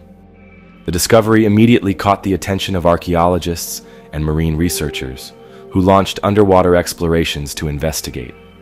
What they found confirmed that something truly ancient lay beneath the waves. Diving teams explored the seabed and identified multiple submerged structures, some arranged in what appeared to be organized formations. Stone blocks, intricately carved relics, and evidence of man-made foundations suggested that a larger settlement or temple complex once stood here, only to be swallowed by the ocean. Some of the structures were found several hundred meters offshore, buried beneath layers of sand and marine growth. This discovery shook the archaeological world. The idea that entire cities or temple complexes could be hidden beneath the sea was no longer just folklore, it was reality. So what happened to the lost temples of Mahabalipuram? One theory suggests that they were destroyed by a massive natural disaster, possibly a tsunami or rising sea levels that gradually consumed the coastline over centuries. Given Mahabalipuram's location along the Bay of Bengal, it is highly susceptible to coastal erosion and flooding. Some experts believe that the temples weren't destroyed all at once, but were slowly reclaimed by the sea over hundreds of years, leaving only the shore temple standing as a reminder of what once was. Another theory ties the lost temples to the fabled Kumari Kandam, a mythical lost continent said to have once existed in the Indian Ocean. Some ancient Tamil legends speak of a highly advanced civilization that was submerged in a great flood, similar to the Atlantis myth. While there is no definitive evidence of such a landmass, the stories persist, fueling speculation that Mahabalipuram's lost temples could be part of something even greater. There's also the possibility that these temples were deliberately abandoned as dynasties changed, and new rulers focused their attention elsewhere. Over time, the remaining structures may have been weakened by storms, earthquakes, and the gradual encroachment of the sea, disappearing piece by piece beneath the waves. But one of the most intriguing aspects of the Seven Pagodas legend is the idea that some of the submerged structures are still intact, hidden just beyond the reach of modern exploration. The 2004 tsunami gave us a brief glimpse of what might be down there, but since then, shifting sands and powerful tides have concealed much of it once again. Underwater archaeology is still a developing field, and new technologies, like sonar mapping and remote-operated vehicles, could one day help uncover the full extent of Mahabalipuram's lost temples. Some researchers believe that more expeditions could reveal entire temple foundations, submerged carvings, and possibly even ancient inscriptions that tell us more about who built these structures and why they were lost. For now, the shore temple remains a solitary sentinel, standing where land meets sea, guarding the secrets of its long-lost companions. But the discovery of underwater ruins has forever changed the way we see this place. What was once dismissed as mere legend now has physical evidence, proving that the ocean holds far more of our history than we ever realized. And Mahabalipuram isn't the only place where ancient ruins have been swallowed by the sea. Across the world, entire cities have vanished beneath the waves, leaving behind only scattered ruins and whispered stories. Off the coast of Europe, beneath the waves of the North Sea, lies evidence of an even greater loss. A land that once connected Britain to mainland Europe, teeming with life, home to thousands of people, until one day, it was gone. This is the story of Doggerland, the prehistoric civilization lost to time and tide, a place where humans once thrived, before nature erased it completely. Tens of thousands of years ago, the world was a very different place. Much of the Earth's water was locked in vast ice sheets, lowering sea levels and exposing massive land masses that are now hidden beneath the oceans. One of these lost lands was Doggerland, a vast stretch of land that once connected present-day Britain, the Netherlands, Denmark, and Germany. It wasn't just a barren plain, it was a thriving ecosystem, a landscape of rolling hills, wide rivers, and dense forests. For thousands of years, it was home to early humans, hunter-gatherers who followed migrating herds, fished its waters, and built their lives in a world now lost beneath the sea. The first hints of Doggerland's existence came not from history books or ancient texts, but from fishermen. For centuries, trawlers working the North Sea have pulled up strange artifacts, tools, bones, and even ancient skulls, all dredged up from the seabed. Some of these remains belong to animals like woolly mammoths and saber-toothed cats, while others clearly came from humans, evidence that people had once walked across this submerged world. But it wasn't until the 20th century that scientists began to understand what they were dealing with. Advances in sonar mapping and underwater archaeology revealed something astonishing: an entire prehistoric landscape frozen in time beneath the waves. Riverbeds, hills, even the faint outlines of what might have once been settlements were mapped out under the North Sea. What had once been a lush and habitable land was now a vast, empty seabed. So what happened? Doggerland didn't disappear overnight, but rather through a slow and relentless process. As the Ice Age ended and temperatures rose, glaciers melted, causing sea levels to rise. Slowly, year by year, the waters crept in, forcing its inhabitants to retreat. But then, around 8,000 years ago, something catastrophic happened, an event that sealed Doggerland's fate. It's known as the Storegga Slide, one of the largest underwater landslides ever recorded. Somewhere off the coast of Norway, a massive chunk of seabed collapsed, triggering a mega tsunami. Walls of water, some reaching over 30 feet high, crashed into Doggerland's coastline, swallowing villages, drowning forests, and sweeping entire communities away. What had been a sprawling land bridge between Britain and Europe was suddenly cut off, fragmented into islands before vanishing completely beneath the waves. For the people living there, the Storegga tsunami must have been apocalyptic. Some may have survived, fleeing to higher ground in Britain or continental Europe. Others were likely caught in the waves, their homes and lives erased in a matter of hours. And just like that, Doggerland was gone. But could some remnants still be hiding beneath the sea? The North Sea is an unforgiving place for archaeologists. Its waters are murky, its seabed constantly shifting. But over the years, new discoveries have continued to emerge. Human tools, fragments of wooden structures, and even ancient footprints preserved in mud, offering a glimpse into the lives of Doggerland's last inhabitants. In 2018, researchers using advanced sonar detected what appeared to be evidence of ancient human settlements, buried under layers of sediment. Some even believe that entire villages, perhaps even burial sites, could still be out there, perfectly preserved beneath the seabed. But perhaps the biggest question of all is whether Doggerland could ever be fully explored. Unlike other lost civilizations, this one is hidden under a shallow but treacherous sea where storms and currents make underwater exploration incredibly difficult. Even with modern technology, much of it remains out of reach, a ghostly landscape buried beneath the North Sea. Still, the legend of Doggerland continues to grow.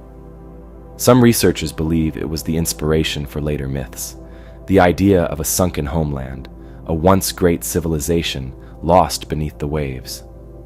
Could it be that stories of a lost land, passed down through generations, eventually morphed into the Atlantis legend?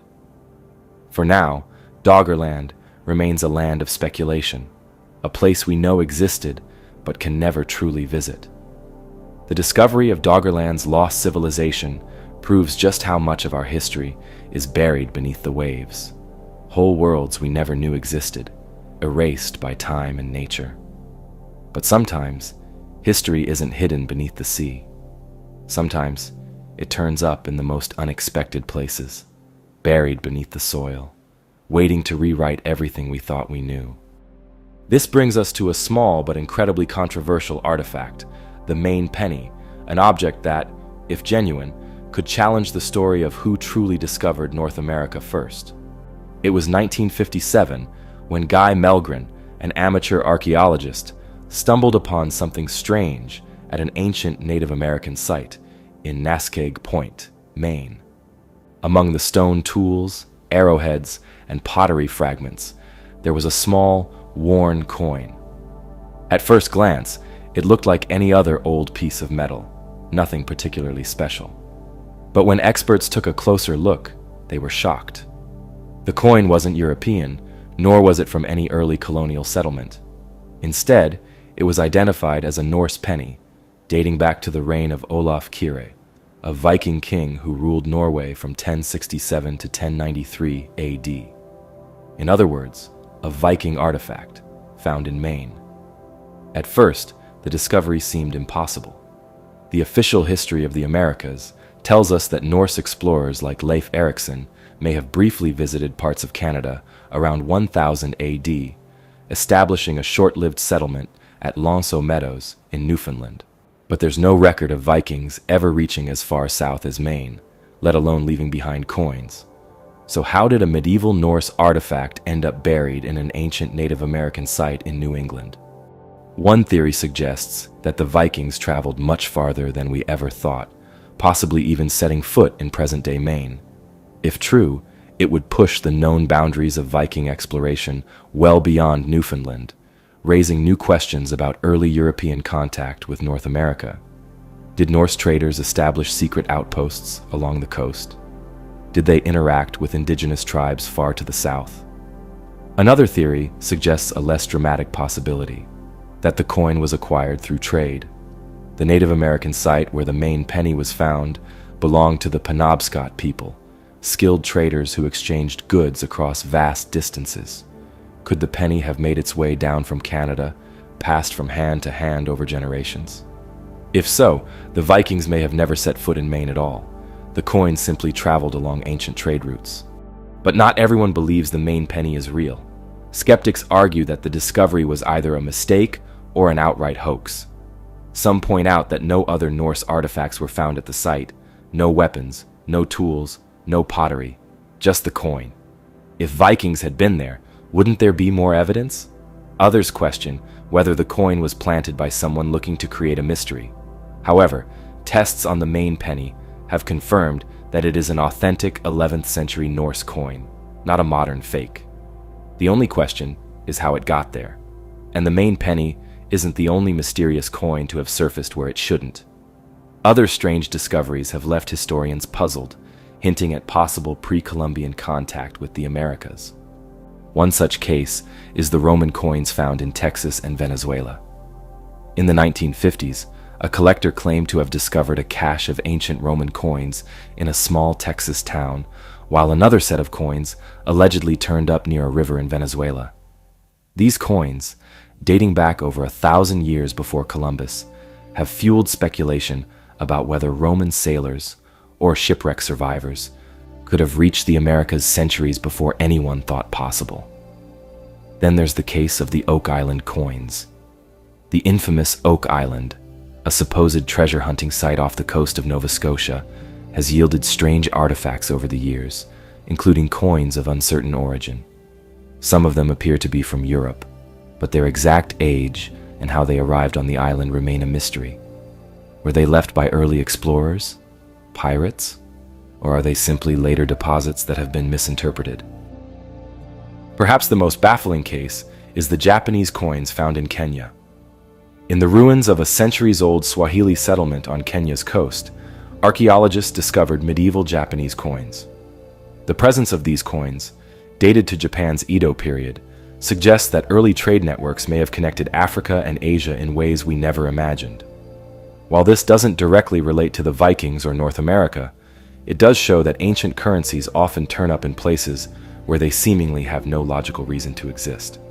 The question of who reached the Americas first is one of the greatest ongoing debates in archaeology. The discovery of the Maine penny, along with other unusual finds, forces us to reconsider the accepted timeline of exploration. If the Vikings were here, were they the first? Or could other civilizations, Phoenicians, Romans, even Chinese explorers, have arrived long before Columbus? Some researchers even argue that small, forgotten voyages could have occurred with little to no record left behind. The Maine penny remains a tantalizing clue in this historical puzzle. It might not be definitive proof of Viking settlement in Maine, but it does raise some uncomfortable questions. And if a single coin can change history, what other forgotten artifacts are still waiting to be found? The past is full of puzzles, artifacts and structures that defy explanation, challenging what we thought we knew about ancient civilizations. The Maine penny is just one of many clues suggesting that history is far more complex than we once believed. But not every mystery involves lost artifacts or unexplored lands. Some mysteries are right in front of us, carved into the very stones of the past. And one of the most striking of these enigmas lies in the heart of Egypt, the unfinished obelisk of Aswan, a monument that, had it been completed, would have been the largest of its kind. Yet for some reason, the ancient Egyptians abandoned it, leaving it frozen in time, still half carved from the bedrock. Aswan, Egypt, is home to some of the most remarkable feats of ancient engineering. It was here, in vast quarries along the Nile, that the Egyptians cut the colossal stone blocks used to build their temples and obelisks. These quarries supplied the raw material for some of the most iconic structures in the world, including the great temples of Karnak and Luxor. But among these, one stands out, not because it was completed, but because it never was. The unfinished obelisk lies embedded in the rock, partially carved and cracked, an abandoned giant measuring over 137 feet long and weighing an estimated 1,200 tons.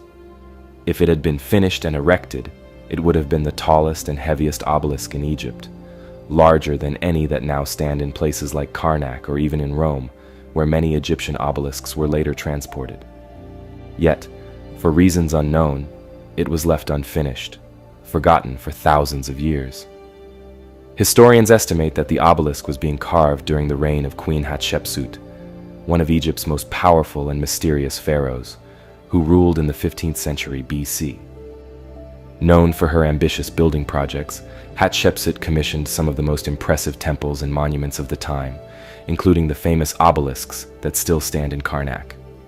But unlike those, this one never left the quarry.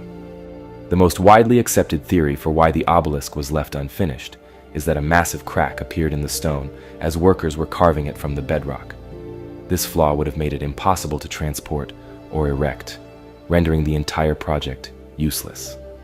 The Egyptians, known for their precision and skill in stone cutting, may have decided that rather than wasting time trying to salvage it, they would abandon it and start over elsewhere.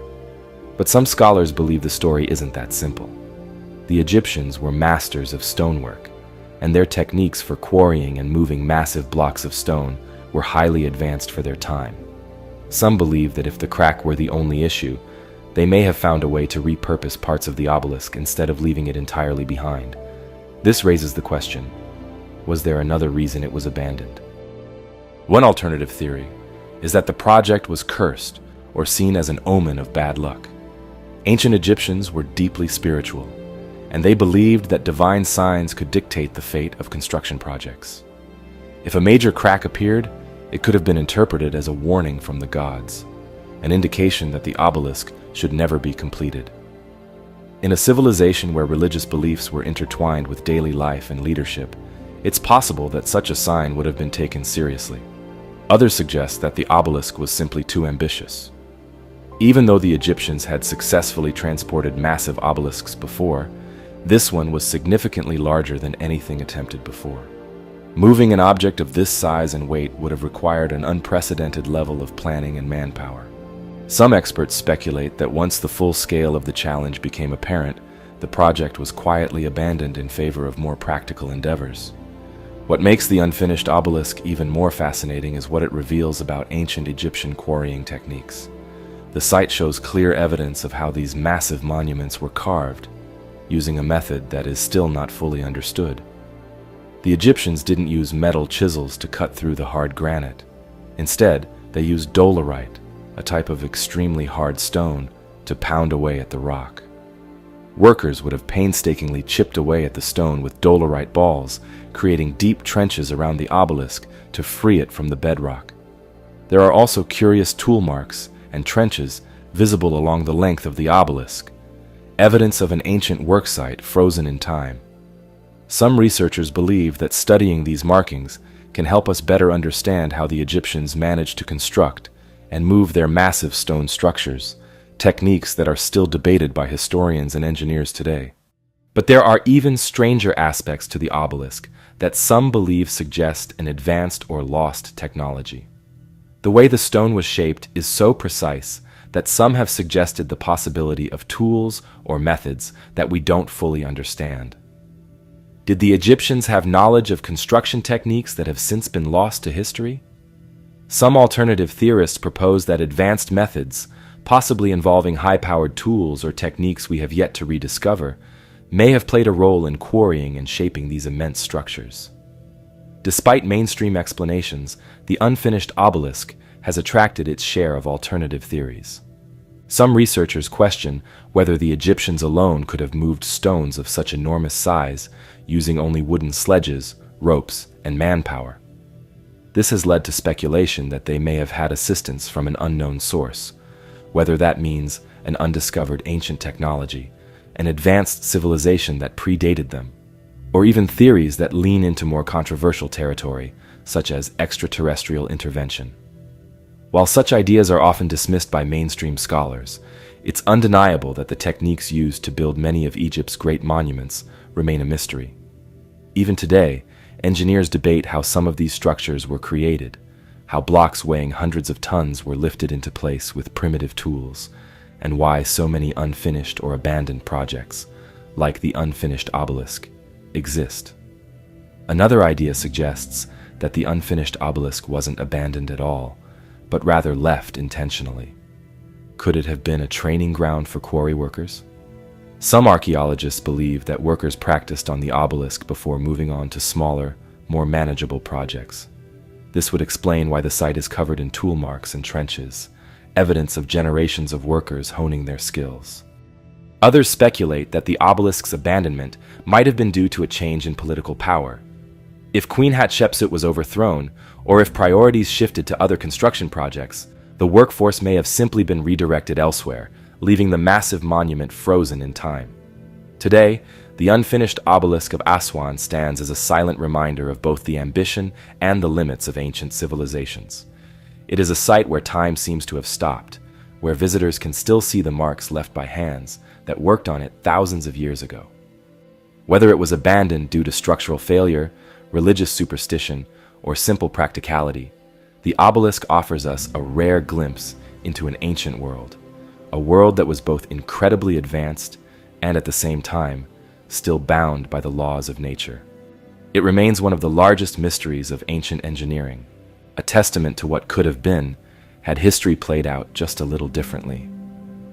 And yet, it is only one of many such anomalies across the world, places and objects that defy explanation, structures that hint at a deeper and perhaps forgotten past. The unfinished obelisk of Aswan remains a stark reminder of ancient engineering feats left incomplete. But what happens when an artifact is discovered not half-carved from stone, but fully inscribed with secrets we still can't decipher? From one mystery carved into rock, we move to another, one that could hold the key to a hidden treasure or perhaps something far more mysterious. The Copper Scroll, an artifact unlike any other found among the Dead Sea Scrolls, isn't a religious text, a historical record, or a prophecy. Instead, it appears to be a treasure map, etched onto metal rather than delicate parchment, listing vast hoards of gold and silver hidden in locations no one has ever successfully identified. What is this ancient document? Who wrote it? And most importantly, where is the treasure it speaks of? The Copper Scroll was first discovered in 1952 in a cave at Qumran, the same archaeological site where the famous Dead Sea Scrolls had been found. But while the other scrolls were written on papyrus or animal skin and contained biblical texts, laws, and commentaries, this one was different. Instead of being carefully written on parchment, it was carved onto thin sheets of copper, so brittle that it had to be carefully unrolled in pieces. The language, though related to Hebrew, was unusual, as if it had been written in a shorthand or code. And the contents, unlike anything ever discovered. Unlike the religious texts found nearby, the Copper Scroll didn't discuss theology or prophecy. Instead, it read like an inventory, listing over 60 locations, each supposedly containing caches of gold, silver, and other valuable treasures. The sheer amount described is staggering, estimated to be worth billions in today's money. But despite decades of searching, no one has ever found any of the treasures it describes. Some scholars believe that these riches were hidden by the Jewish people during the Roman siege of Jerusalem in 70 AD, perhaps belonging to the Great Temple of Solomon or the Second Temple before its destruction. Others argue that it predates the Roman era, linking it to even older Jewish priestly sects or the mysterious Essenes who lived at Qumran. Theories about the Copper Scroll's origins are as varied as the treasure hunters who have tried to decipher it. Some believe it is a genuine record of hidden wealth, a final desperate attempt to preserve sacred treasures before they were lost to invading forces. If true, it could be one of the greatest undiscovered caches of ancient wealth in history. Others argue that it's a forgery or a symbolic text, never meant to be taken literally. The language, they claim, is too strange, the locations too vague, the amounts of gold and silver too extravagant to be real. Could the Copper Scroll be an ancient hoax, or was it a real map, one whose directions have been lost to time? One of the biggest challenges in unlocking the Copper Scroll's secrets is the locations themselves. The text refers to places that no longer exist, or whose names have changed over the centuries. Unlike other historical treasure maps, which often contain landmarks or geographical clues, the Copper Scroll's descriptions are frustratingly cryptic. It speaks of tunnels, pools, courtyards, and tombs, but without exact coordinates. Every expedition ends in failure. In the years following its discovery, treasure hunters and archaeologists alike have combed the region, hoping to find even a small fraction of the riches it describes. Some have claimed to find potential sites, but none have yielded anything conclusive. The greatest mystery remains. If the treasure was real, was it already found and taken? Or is it still out there, hidden beneath the sands of the Middle East? There's also the question of why the Copper Scroll was made of metal in the first place. Every other Dead Sea Scroll was written on fragile material meant to be stored and read by a select group of scholars or religious figures. But the Copper Scroll, it was designed to last. Whoever created it must have intended for it to endure the test of time, possibly as a last resort to ensure that the treasure's location would not be forgotten. The effort it took to engrave these words onto metal suggests that whatever it described was of the utmost importance. If the Copper Scroll is real and the treasure remains unfound, it would be one of the most astonishing discoveries in history. Vast amounts of gold and silver, preserved for thousands of years, could completely change our understanding of ancient economies and religious institutions. But if it's a hoax or a misunderstanding, then it remains one of the most elaborate and perplexing mysteries of the ancient world. Was this scroll a desperate act by a people on the brink of destruction? A message from an unknown civilization? Or simply a riddle designed to mislead anyone who tried to follow its path? The Copper Scroll remains an unsolved enigma, a tantalizing glimpse into a past filled with hidden riches and unanswered questions. But sometimes, the greatest mysteries aren't written on metal or parchment. They are written in the ruins of an entire civilization. A civilization so advanced, so ahead of its time, that its sudden disappearance leaves more questions than answers. From the deserts of the Middle East, we now shift our focus eastward to the sprawling ruins of one of the greatest lost civilizations in history, the Indus Valley Civilization. This was an ancient world of thriving cities, complex infrastructure, and a culture that rivaled Mesopotamia and Egypt. And yet, despite its achievements, it vanished without a trace, leaving behind a mystery that has puzzled historians and archaeologists for over a century. The Indus Valley Civilization, also known as the Harappan Civilization, flourished around 3,300 to 1,300 BCE in what is now modern-day Pakistan and northwest India. It was one of the earliest and most advanced civilizations of the ancient world, with its major cities, Harappa and Mohenjo-Daro, showcasing remarkable urban planning. Unlike other ancient cities that grew chaotically over time, the Indus cities were designed with precision. They had wide streets laid out in grid patterns, sophisticated drainage systems, multi-story buildings made of uniform bricks, and even public baths that suggest a society with advanced sanitation and a deep understanding of public health. Perhaps most astonishingly, there is no evidence of palaces, massive temples, or ruling elites that dominated society, which is unusual for ancient civilizations. There were no towering pyramids like Egypt, no vast ziggurats like Mesopotamia, and no monuments glorifying kings. This suggests that the Indus Valley Civilization may have been remarkably egalitarian, with a ruling system that remains unknown. Their economy thrived on trade, reaching as far as Mesopotamia, where Harappan goods such as beads, textiles, and pottery have been found. They had a script, one of the great undeciphered writing systems of the ancient world. Unlike cuneiform or hieroglyphs, the Indus script remains a mystery, with no Rosetta Stone to unlock its secrets. What stories could these lost texts tell us about their people? What knowledge was lost with their collapse? For nearly 2,000 years, the Indus Valley Civilization flourished, but then something happened. Around 1900 BCE, their cities began to decline. By 1300 BCE, they were abandoned, their once thriving metropolises left in ruins. But why? Unlike other civilizations that fell due to war or internal collapse, there is no definitive evidence of a violent end for the Indus people. There are no mass graves from a catastrophic battle, no evidence of an invading army that wiped them out. Instead, it seems as though they simply faded away. Theories about the fall of the Indus Valley civilization are numerous, but none provide a clear answer. Some scholars believe environmental changes played a major role. The once mighty Sarasvati River, believed to have been a crucial water source for the civilization, may have dried up or shifted due to tectonic activity. Without water, agriculture would have collapsed, forcing people to abandon their cities.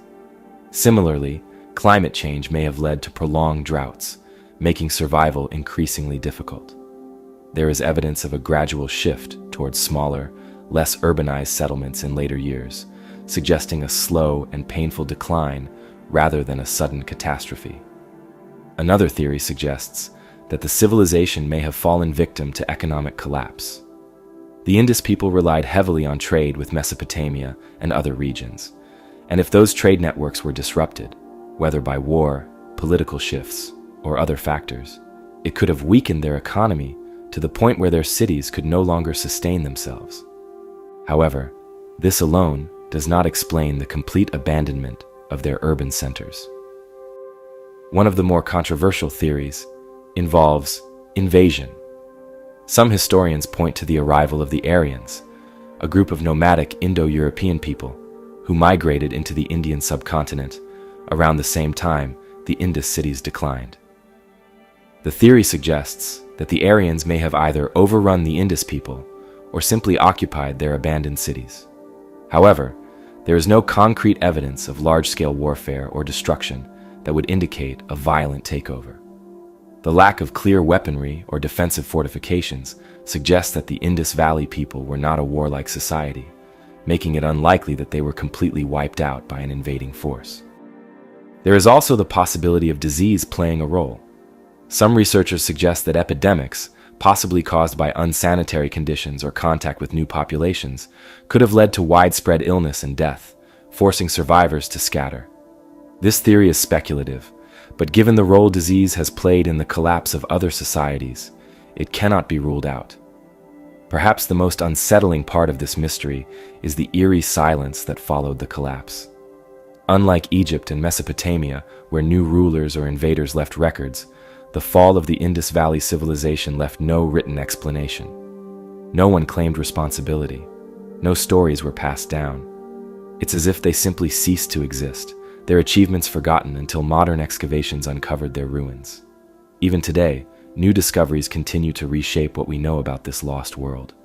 Archaeologists have uncovered more Indus Valley sites, some even larger than Harappa and Mohenjo-Daro, suggesting that this civilization was even more widespread than previously thought. Yet, despite over a century of research, the core mysteries remain. Who were the Indus people? What happened to them? And why did one of the most advanced civilizations of its time simply vanish? The Indus Valley civilization remains one of the greatest enigmas of the ancient world, an advanced society that vanished without a clear reason, leaving behind cities that once thrived with life, but now sit in eerie silence. The unanswered questions of their disappearance remind us of how much of history remains just beyond our reach, waiting to be uncovered. But while the ruins of lost civilizations leave behind whispers of their former greatness, sometimes it's a single object, something small, intricate, and impossibly ahead of its time, that challenges everything we think we know about the past. And there is perhaps no better example of this than the Antikythera mechanism. Discovered in 1901 off the coast of Antikythera, a small Greek island in the Aegean Sea, the Antikythera mechanism was found among the wreckage of an ancient ship. At first, it didn't look like much, a corroded, lumped-together mass of metal that had spent nearly 2,000 years beneath the sea. But as researchers carefully examined the artifact, they realized they were looking at something far more sophisticated than they had ever seen from the ancient world. Beneath the layers of rust and decay, hidden inside the encrusted metal, were the remnants of a complex system of gears, intricate, finely crafted, and unlike anything else known from antiquity. At the time of its discovery, technology of this level was thought to be impossible in ancient Greece. Yet, as scientists slowly pieced together the fragments, it became clear that this was no ordinary artifact. It was, in essence, an ancient analog computer, a device designed to predict astronomical positions and even eclipses with extraordinary precision. The level of craftsmanship required to create such a device suggested knowledge of advanced engineering principles, ones that wouldn't officially reappear until at least 1400 years later during the Renaissance. The Antikythera mechanism dates back to around 100 BCE, though some researchers believe it could be even older. The shipwreck that contained it likely sank between 70 and 60 BCE, carrying precious cargo from the Mediterranean to Rome. It was likely an elite treasure, possibly belonging to a wealthy Greek or Roman, or even a scientist of the era. But why was it never replicated? Why does nothing else like it exist in the historical record? Modern reconstructions of the Antikythera mechanism suggest that it contained at least 30 bronze gears, each precisely interlocked to track the movement of celestial bodies. It could predict lunar and solar eclipses, track the phases of the moon, and even model the irregular motion of the moon, based on what we now know as Kepler's laws, centuries before Johannes Kepler even theorized them. Some researchers believe it may have also been used for tracking the Olympic Games, as ancient inscriptions suggest it kept track of a 4-year cycle. This means that whoever designed it had an astonishing understanding of astronomy and mathematics, far beyond what historians believed ancient civilizations were capable of. Theories about the device's origins have led to endless debate. Some suggest that it was created by a lost genius, perhaps even the work of the famed mathematician Archimedes, whose knowledge of mechanics was centuries ahead of his time. Others propose that it was a product of an entire school of thought, a forgotten lineage of Greek engineers whose work was lost to history when the Roman Empire took control of Greece. What is certain is that after the Antikythera mechanism, no similar device appeared again until the development of European astronomical clocks in the 14th century. So how did such advanced knowledge simply vanish? One possible explanation is that the fall of ancient Greece and the subsequent dominance of Rome led to the loss of Greek technological advancements. Unlike the Greeks, who placed great value on theoretical science, the Romans were more focused on practical engineering, roads, aqueducts, military equipment. The destruction of scientific institutions, including the famed Library of Alexandria, may have contributed to the erasure of this knowledge. If the Antikythera mechanism was part of a larger tradition of ancient Greek computational devices, then it's possible that its creators and their knowledge simply disappeared, leaving behind only this single surviving example. Further complicating the mystery is the question of why nothing remotely similar has ever been found. The craftsmanship of the mechanism suggests that it was not the first of its kind. It was too complex to have been a one-off invention. But if more of these devices existed, where did they go? Were they all lost at sea, like the one found in the Antikythera wreck? Were they melted down for their valuable metals, erasing them from history? Or is it possible that more lie hidden, waiting to be uncovered in another long-forgotten shipwreck? Recent advances in imaging technology have allowed researchers to see deeper into the structure of the Antikythera mechanism, revealing even more hidden gears and inscriptions. The more we learn about it, the more advanced it appears, challenging everything we thought we knew about ancient technology. Scientists have even attempted to build working models of the device, proving that it functioned with remarkable accuracy. But one question still remains: who built it? And how did they come up with such an intricate design in a time when most civilizations were still using simple sundials and water clocks? The Antikythera mechanism stands as a testament to the forgotten genius of the ancient world, an object that challenges our perception of history and hints at lost knowledge that was once within humanity's grasp. If a mechanical computer capable of tracking celestial movements could vanish from historical records for nearly 2 millennia, what else has been lost to time? The truth is, our past is riddled with gaps, civilizations that flourished and disappeared, leaving behind only fragmented clues to their existence. And few stories embody this enigma more than the legend of Aztlan, the supposed ancestral homeland of the Aztecs, an entire city that, if it ever existed, has never been found. Aztlan is often described as a place of myth, an origin story passed down through generations. According to Aztec codices, their ancestors once lived in a prosperous city, surrounded by water, before embarking on a great migration southward, eventually founding the empire that would become Tenochtitlan, modern-day Mexico City. The name Aztlan itself translates to place of the herons, or land of whiteness, though its exact meaning is debated. But what truly makes Aztlan fascinating is the suggestion that it was not just a legend, but a real physical place, one that remains undiscovered. The search for Aztlan has spanned centuries, with historians, archaeologists, and explorers all proposing different theories about its location. Some believe it was somewhere in northern Mexico or the southwestern United States, possibly near the Colorado River or the Great Salt Lake. Others suggest it could have been an island city in the Gulf of California, or even a now submerged settlement in the Caribbean. But despite these theories, no definitive ruins or artifacts have ever been linked to Aztlan. One of the most compelling theories is that Aztlan may have been located in present-day western Mexico, where several ancient cities flourished before the rise of the Aztec Empire. Some researchers point to the ruins of La Quemada, a mysterious fortress-like city in the state of Zacatecas, as a possible candidate.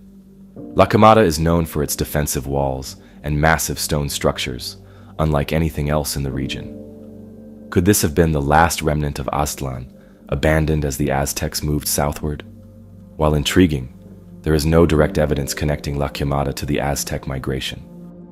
Another possibility is that Aztlan was not a single city, but a larger cultural hub, perhaps a confederation of tribes that gradually dispersed. The ancient Hohokam civilization of Arizona, known for their impressive canal systems, has been suggested as a potential link.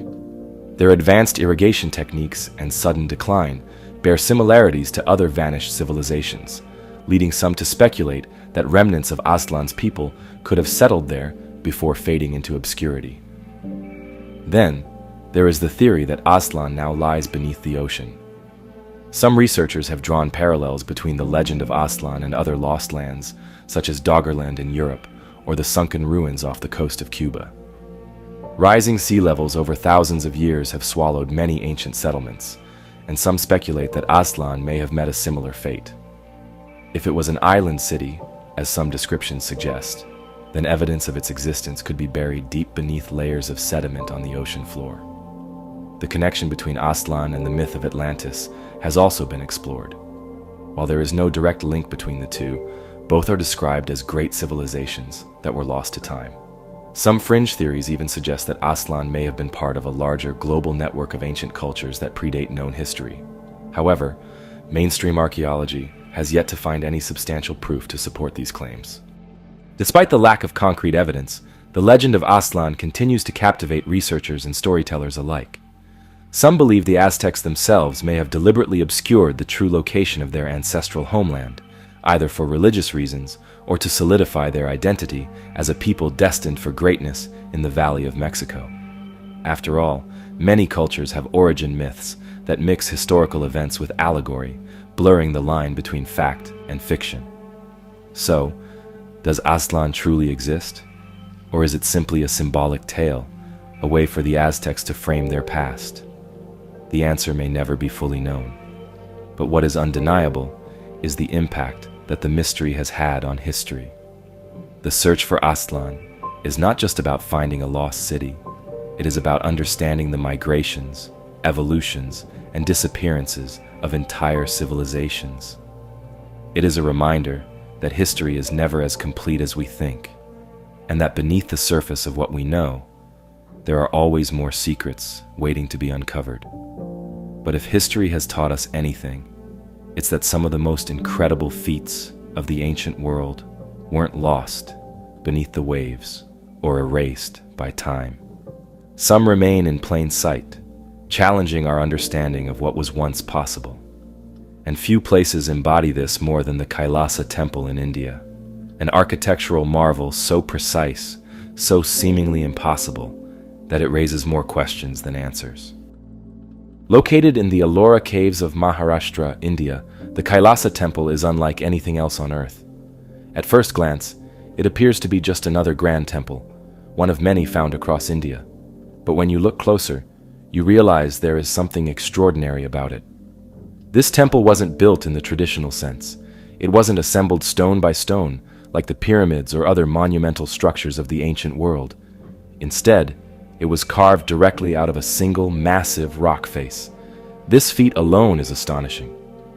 To create the Kailasa temple, builders had to remove an estimated 200,000 tons of solid basalt rock, carving downward from the top of the mountain rather than constructing from the ground up. This method of excavation, known as vertical excavation, is almost unheard of in ancient architecture. Unlike other temples, which required scaffolding, bricklaying, and centuries of labor, the Kailasa temple was essentially revealed by cutting away the mountain around it. But how was this achieved? And why does no other temple quite match its complexity? Dating the construction of Kailasa is difficult, but most scholars believe it was built during the reign of King Krishna I of the Rashtrakuta dynasty in the 8th century CE. The temple is dedicated to Lord Shiva, one of the principal deities in Hinduism, and is meant to represent Mount Kailash, the mythical abode of Shiva. But despite this attribution, there are no surviving records detailing how it was built or who designed it. Theories about its construction range from the practical to the mysterious. Some scholars argue that skilled artisans, using rudimentary tools like chisels and hammers, slowly chipped away at the rock over decades, carefully shaping intricate pillars, staircases, and ornate sculptures. But skeptics point out that if the temple was truly built in just 18 to 20 years, as some believe, then thousands of tons of rock would have needed to be removed every single day, a task that seems nearly impossible given the tools available at the time. This has led some to propose alternative theories. Some suggest that more advanced technology was used, perhaps lost knowledge or techniques that we simply do not understand today. Others have speculated that the temple may be far older than we think, built over multiple generations and only later attributed to the Rashtrakuta dynasty. One of the most controversial theories, often dismissed by mainstream historians, is that the temple is evidence of an ancient civilization with knowledge of precision engineering techniques that have since been lost. The Kailasa temple's symmetry, its impossibly smooth walls, and the precision of its carvings have led some to compare it to other unexplained architectural wonders such as Machu Picchu or the pyramids of Egypt. Could there have been an advanced civilization in ancient India capable of achieving feats of engineering far beyond what we assume was possible? Then there is the question of why the temple was built this way in the first place. Most temples in India were constructed using conventional methods. Why take on the nearly impossible challenge of carving an entire temple from a single rock? Some researchers believe the answer lies in religious symbolism. In Hindu tradition, Mount Kailash is believed to be an unmovable, eternal structure, much like the temple itself. By carving the temple directly from the mountain, the builders may have sought to create something that would last forever, an earthly representation of the divine. Interestingly, Kailasa is not the only example of rock-cut architecture in the Ellora Caves. The site is home to over 100 caves, temples, and monasteries, many of which date back thousands of years and belong to multiple religious traditions, including Hinduism, Buddhism, and Jainism. However, none of them come close to the scale and complexity of Kailasa. Despite its undeniable grandeur, the temple remains something of an enigma. How was it completed so quickly? Why do we have so few records of its construction? And why does it stand alone, with no other known structures matching its technique or ambition? For now, the Kailasa temple remains one of the greatest unsolved mysteries of ancient India, a structure so elaborate, so seemingly impossible, that it continues to inspire wonder and debate among historians, engineers, and visitors alike. But not all ancient marvels have withstood the test of time. Some of the greatest achievements of early civilization were lost forever, their secrets buried beneath the weight of history, and no loss is more infamous than that of the Library of Alexandria. The very name conjures images of endless scrolls, vast halls filled with the knowledge of the ancient world, and a beacon of learning that stood unrivaled in its time. It was not just a library, it was the greatest repository of human knowledge ever assembled in the ancient world. The library was said to house hundreds of thousands of texts, containing everything from history and science to medicine, mathematics, and astronomy. But despite its legendary status, today, not a single book, scroll, or fragment remains. The Library of Alexandria was destroyed, its contents lost forever. But how did this happen? And perhaps more importantly, what knowledge did we lose with it? The origins of the library trace back to the 3rd century BCE, when Egypt was ruled by the Ptolemies, the Greek dynasty established after the death of Alexander the Great. Ptolemy I and his son Ptolemy II sought to make Alexandria the intellectual and cultural capital of the world. To do this, they built the Mouseion, a great center of learning, which included lecture halls, laboratories, gardens, and, at its heart, the Great Library. Scholars and scribes from all over the known world were invited to Alexandria. The library's goal was ambitious: to collect every written work in existence. Ships docking at Alexandria's port were searched for scrolls and manuscripts, which were then copied before being returned to their owners, or in some cases, kept outright. It is said that the Ptolemies even sent envoys far and wide to acquire texts, purchasing entire private collections and translating foreign works into Greek. Among its vast holdings, the library is believed to have contained texts from ancient Egypt, Mesopotamia, Greece, India, and beyond. It may have held lost works of great thinkers such as Aristotle, Socrates, and Pythagoras. Some historians believe it could have even contained records of civilizations long forgotten, their stories erased when the library fell. But how exactly did it fall?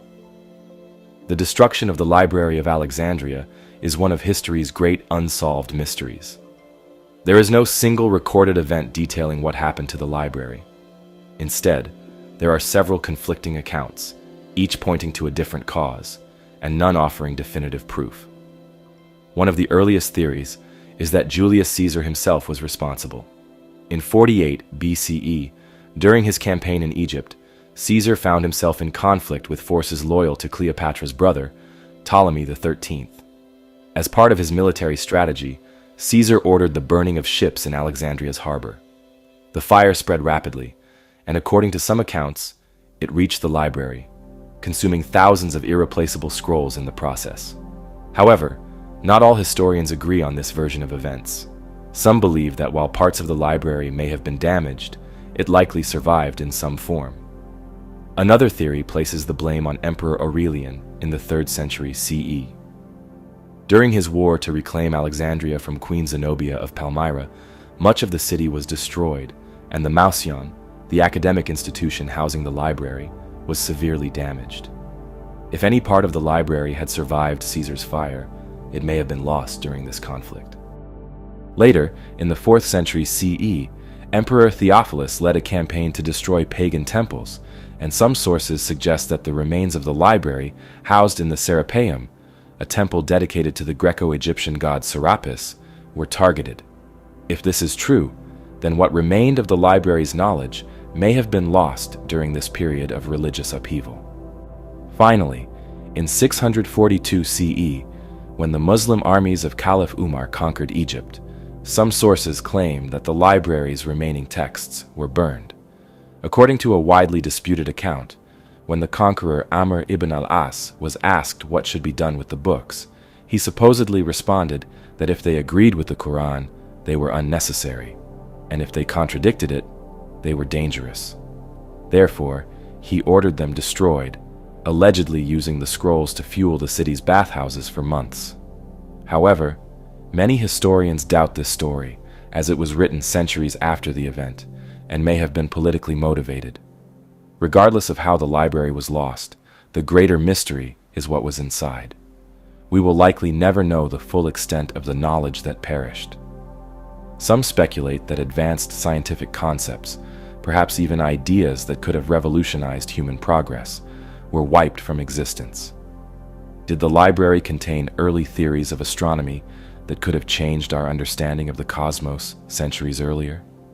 Did it hold texts describing lost civilizations or ancient technologies? Could it have contained medical knowledge that would have transformed early medicine? We know that some of the greatest minds of the time studied there.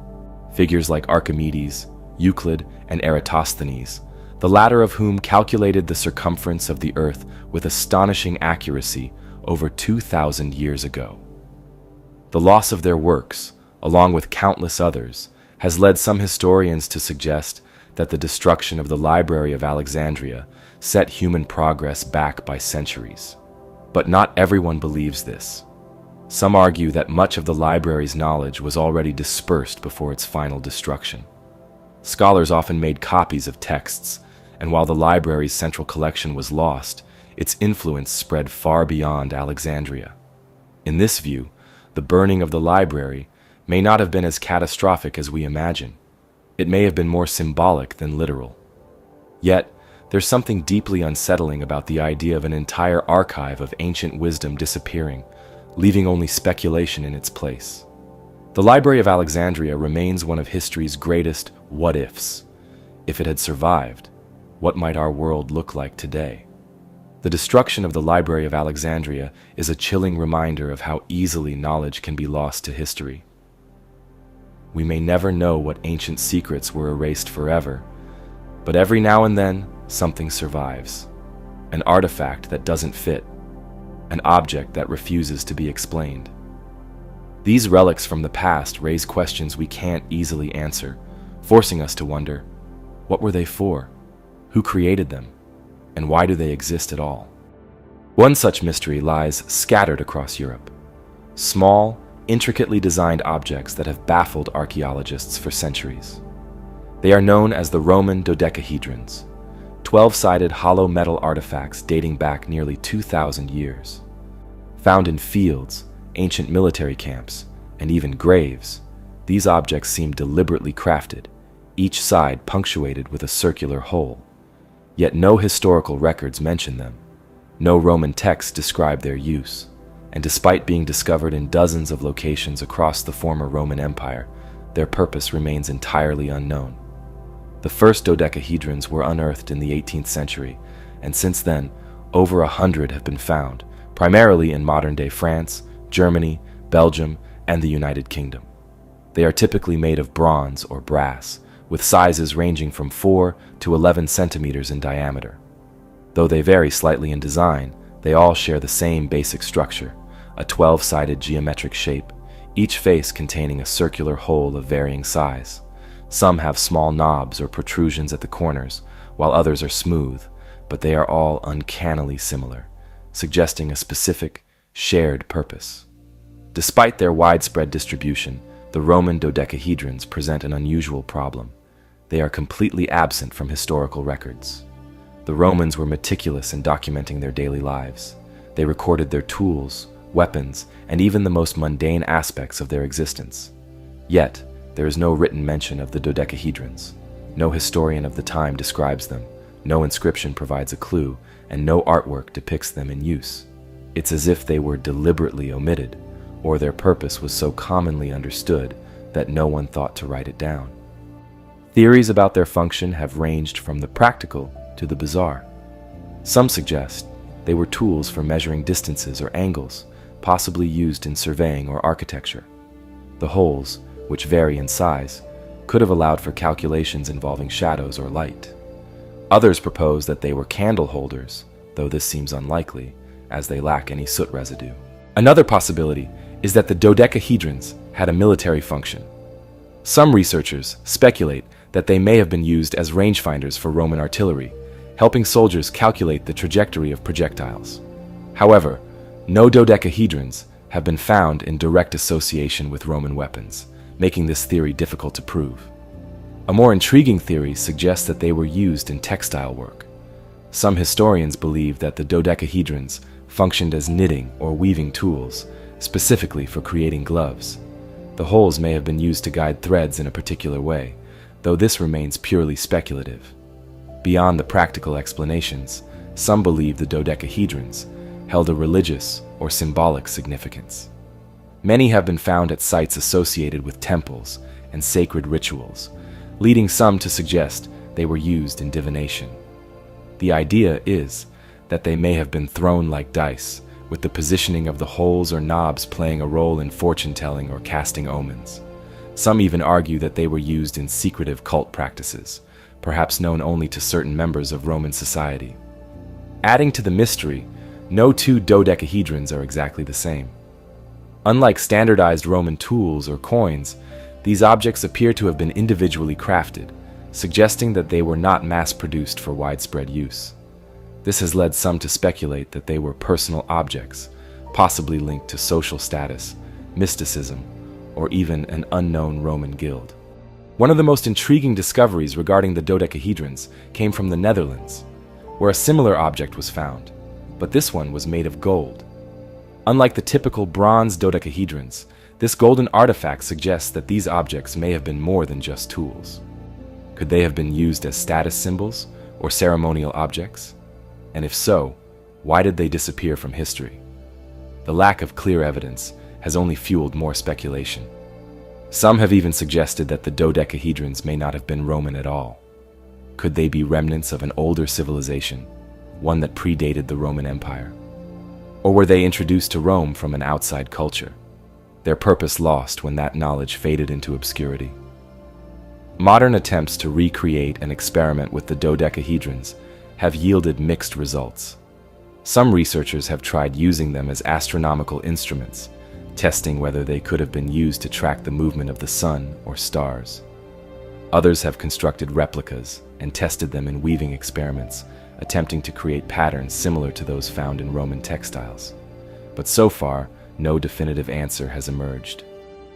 The strangest aspect of the dodecahedrons is that despite their apparent importance to whoever made them, they vanished entirely from history. They were never adapted into other technologies, never evolved into new forms, and seemingly had no lasting impact. It's as if their purpose, whatever it was, became obsolete, forgotten, or intentionally erased. Some believe the answer lies in the simplicity of the objects themselves. Unlike ancient texts or crumbling ruins, the dodecahedrons are small, portable, and difficult to date precisely. They may have served a purpose so mundane that it simply never warranted recording. Or, alternatively, they may have belonged to a specific group within Roman society, one that guarded their knowledge carefully, ensuring that it was never written down. Even today, as more dodecahedrons continue to be discovered, the mystery remains unsolved. Archaeologists, historians, and curious researchers continue to debate their origin and function, but the truth remains elusive. Were they tools, religious artifacts, or something entirely unexpected? Whatever the answer, the Roman dodecahedrons stand as a reminder of how much we still don't know about the past. And they are not alone. History is filled with strange objects that seem out of place, artifacts that defy explanation, hinting at lost knowledge and forgotten civilizations.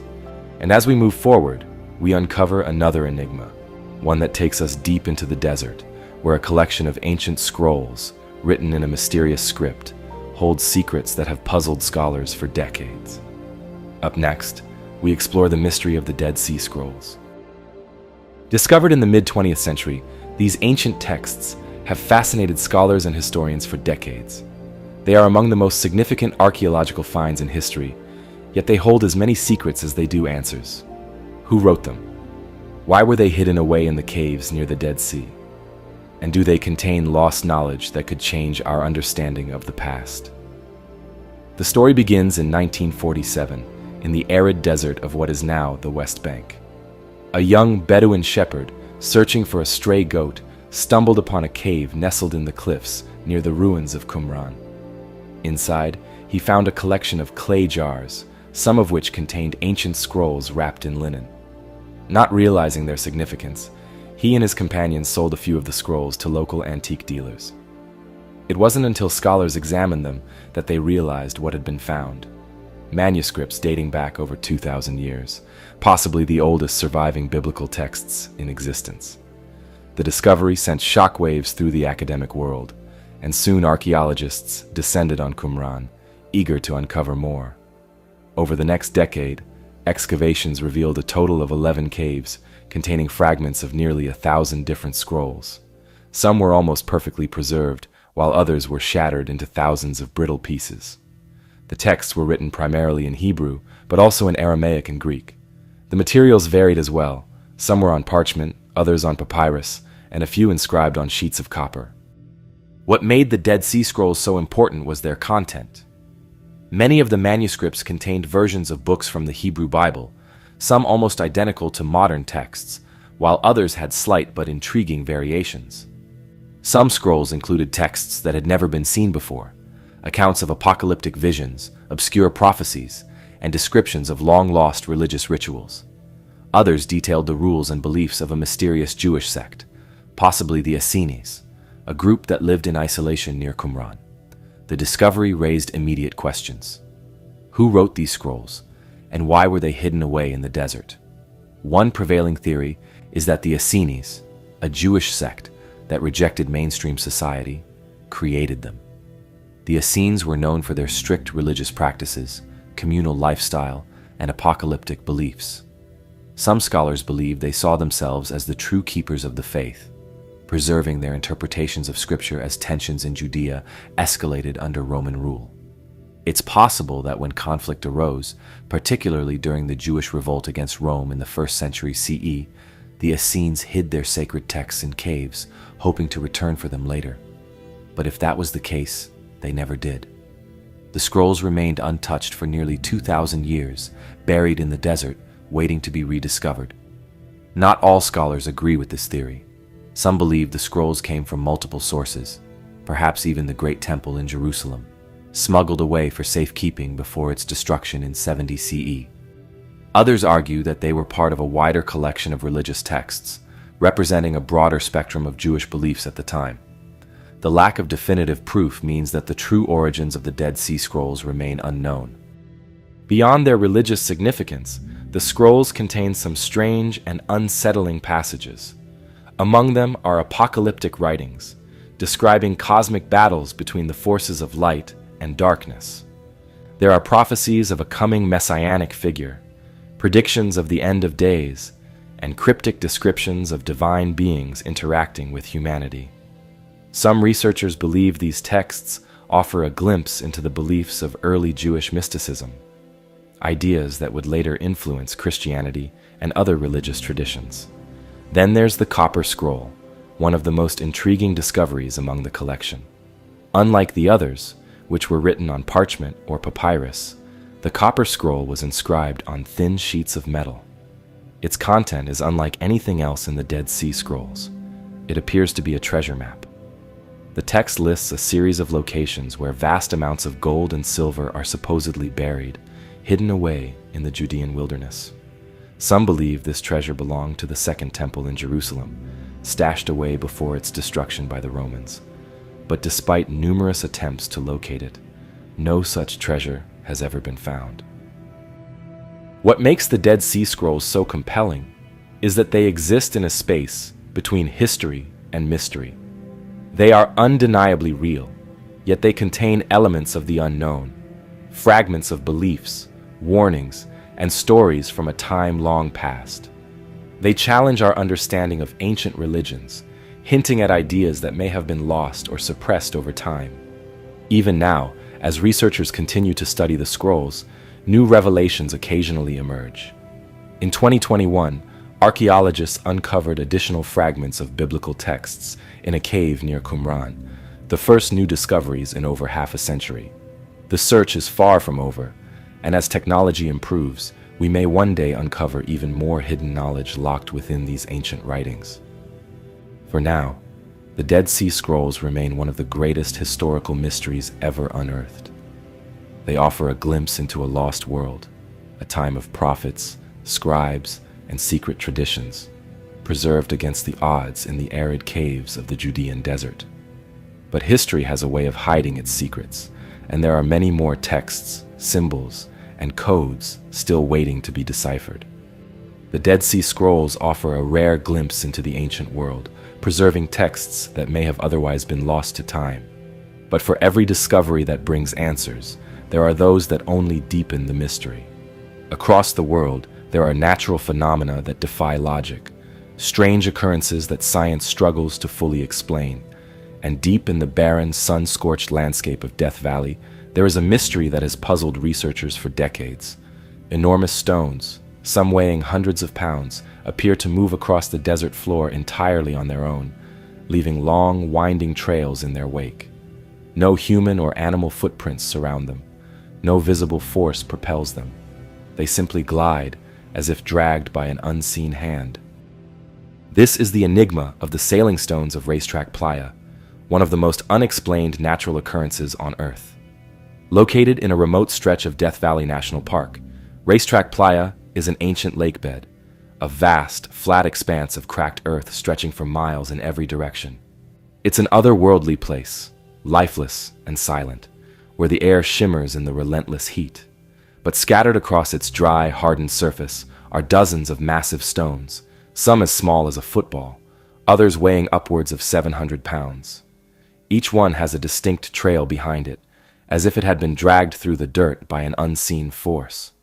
Some trails are straight, others curve or zigzag unpredictably. Some stones have even flipped over mid-journey, yet the mystery remains the same. There is no apparent reason for their movement. For decades, scientists, geologists, and curious travelers have tried to unravel the mystery. The stones don't move frequently. Many have remained in place for years before shifting again. There are no recorded sightings of the stones in motion. Early theories proposed everything from gravitational anomalies to underground tremors, but none quite fit the evidence. There was no clear pattern, and no known natural force could account for such large rocks moving across a flat, solid surface. Some speculated that strong winds could push them, but with their weight, even Death Valley's powerful gusts seemed insufficient to explain their movement. Others suggested that rain, rare as it is in the desert, could create a slick surface, allowing the rocks to slide. Yet, without consistent documentation, the mystery persisted. Over the years, the sailing stones have drawn their fair share of wild theories. Some claimed extraterrestrial intervention, linking the phenomenon to the many UFO sightings reported in the desert. Others turned to the supernatural, suggesting that the stones were possessed, moved by spirits or forces beyond human comprehension. Still, these explanations lacked any real evidence. The stones weren't just randomly placed, they followed distinct paths, suggesting a consistent yet unexplained process at work. The most eerie part? Some trails would abruptly stop, as if the rock had lifted off the ground entirely, before settling in a new location. It wasn't until 2014 that researchers finally captured the movement of the stones in real time. Using time-lapse photography and GPS tracking, a team of scientists discovered that the answer lay in an unusual set of environmental conditions. During winter nights, a thin layer of water from rare rainfall would freeze into a sheet of ice, trapping the rocks in place. As the sun rose and the ice began to melt, the thin, fragmented sheets would break apart and slide across the playa, dragging the rocks with them. This movement was slow, almost imperceptible to the human eye, but over time, it created the long trails that had mystified people for decades. While this discovery provided a plausible scientific explanation, the mystery still lingers in many ways. The sailing stones remain one of the strangest natural occurrences on Earth, and the idea of massive rocks gliding across the desert floor unaided continues to capture the imagination. And even with an answer, some aspects remain unexplained. Why do certain rocks move while others in similar conditions stay in place? Why do some trails remain for decades while others seem to vanish? And if this phenomenon has occurred for centuries, how many other places on Earth hide similar secrets, waiting to be uncovered? From ancient texts hidden in desert caves to stones that seemingly move of their own accord, the mysteries of our world remind us of how much we still don't understand.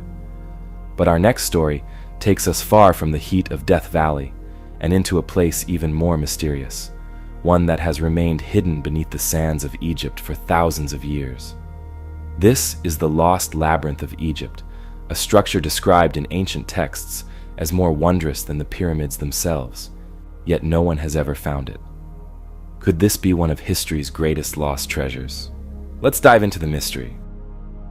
The Lost Labyrinth of Egypt is a story of vanished wonders, a structure described as grander than the pyramids themselves, yet lost to time. But Egypt is no stranger to buried secrets.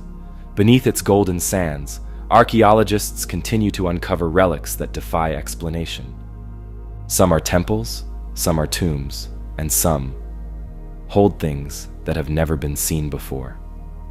In the vast necropolis of Saqqara, where the sands hold the echoes of Egypt's most ancient past, one discovery stood out among the rest: a massive black sarcophagus, unlike any before it. But when archaeologists finally opened it, what they found inside raised more questions than answers. This is the mystery of the Saqqara tomb of the unknown animal. Saqqara, home to the Step Pyramid of Djoser, is one of Egypt's most important archaeological sites. It was used as a burial ground for over 3,000 years, serving as the final resting place for pharaohs, nobles, and sacred animals. But in 2018, a team of Egyptian archaeologists made a discovery that baffled even the most experienced researchers. Buried deep beneath the sand was an enormous stone sarcophagus, measuring nearly 9 feet long and weighing several tons. What made it unusual was not just its size, but its deep black color, carved from solid granite. It had remained sealed for thousands of years, untouched since the time of ancient Egypt.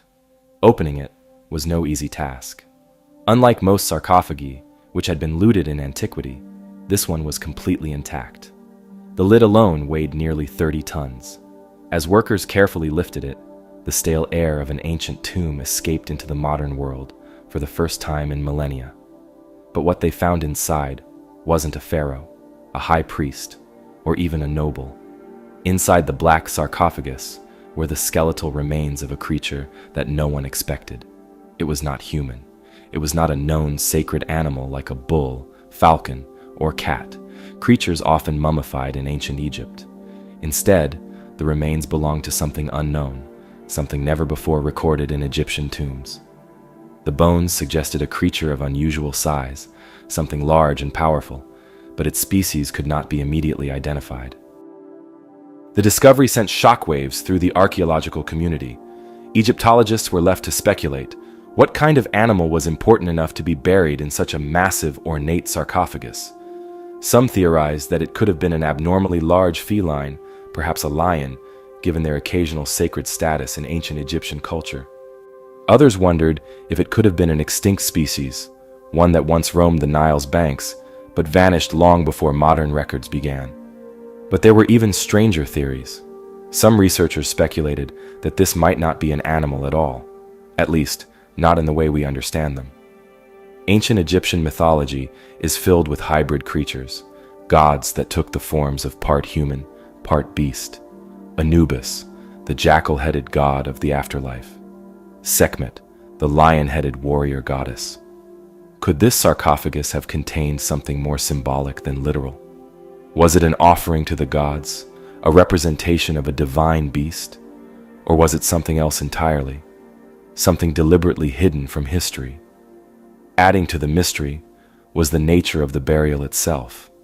Unlike other animal burials, which were often accompanied by elaborate inscriptions or offerings, this tomb was shockingly plain. No hieroglyphs, no carvings, no markings to indicate who or what was buried inside. It was as if the very identity of the creature had been erased or deliberately left unknown. DNA analysis was ordered to determine the animal's species, but the results were not immediately conclusive. Some evidence suggested it might have been a giant feline, possibly a lion, though it was unlike any known specimens found before. But even if that was the case, why was it buried in such a grand sarcophagus? No other lion had been given such a tomb. Was this a particularly revered creature, or did it hold some deeper significance? The black sarcophagus itself also raised questions. Its massive size and weight suggested that it had been sealed with extreme effort, almost as if whatever was inside was meant to stay there. This led to more fantastical theories. Was this a cursed burial, meant to contain something dangerous? Ancient Egyptians were known to take extraordinary measures to protect the dead, but what if this was meant to keep something locked away? The mystery of the Saqqara tomb of the unknown animal remains one of Egypt's most bizarre discoveries. While scientific analysis has provided some insights, many questions are still unanswered. What exactly was this creature? Why was it buried in such an unusual manner? And what, if anything, were the ancient Egyptians trying to hide? The ancient world is filled with lost cities, hidden tombs, and forgotten civilizations, some recorded in myth, others erased entirely by time. Egypt's lost labyrinth is just one of the many unexplained structures that challenge our understanding of the past. But far away from the deserts of North Africa, deep in the Pacific, lies another mystery, one that defies explanation. A city built on water, a fortress of towering basalt columns, seemingly impossible for an ancient civilization to construct. A place so mysterious that it has been called the Venice of the Pacific and the eighth wonder of the world. This is Nan Madol, one of the strangest and most isolated ruins on Earth. Off the coast of the small island of Pohnpei, in the Federated States of Micronesia, lies a network of over 90 artificial islets, each connected by an intricate system of canals. It is a city unlike any other in the ancient world. Massive stone structures rising from the water, built on a foundation of black volcanic rock. Walls of hexagonal basalt columns, some weighing up to 50 tons, form towering fortresses overgrown with tropical vegetation. What makes Nan Madol so mysterious is not just its design, but the sheer impossibility of its construction. These enormous basalt blocks, stacked with incredible precision, were transported and assembled in a way that modern engineers still struggle to understand. There is no known quarry on Pohnpei that could have supplied these stones, and no evidence of the tools or technology needed to move them. The city was built on coral reefs, with no natural landmass to support such a structure. And yet, the ruins remain, a testament to an unknown civilization's ambition and skill. The local legends surrounding Nan Madol only add to its mystery. According to the oral history of Pohnpei, the city was not built by human hands alone. Instead, it was constructed by powerful sorcerers, who used magic to levitate the stones into place. These legends tell of two brothers, Olosopa and Olosipa, who arrived on the island and used supernatural forces to create Nan Madol as a center of worship. The site became the religious and political heart of the Saudeleur dynasty, a ruling class that governed Pohnpei for centuries, until they mysteriously vanished. But who really built Nan Madol, and why? Archaeologists have struggled to piece together its history. Carbon dating suggests that the site was occupied as early as 200 BC, but the massive stone structures weren't built until much later, possibly around the 12th or 13th century. The Saudeleur rulers, known for their strict caste system and control over the island's population, used Nan Madol as their royal capital. But its location, isolated on the water and separated from the main island, raises questions.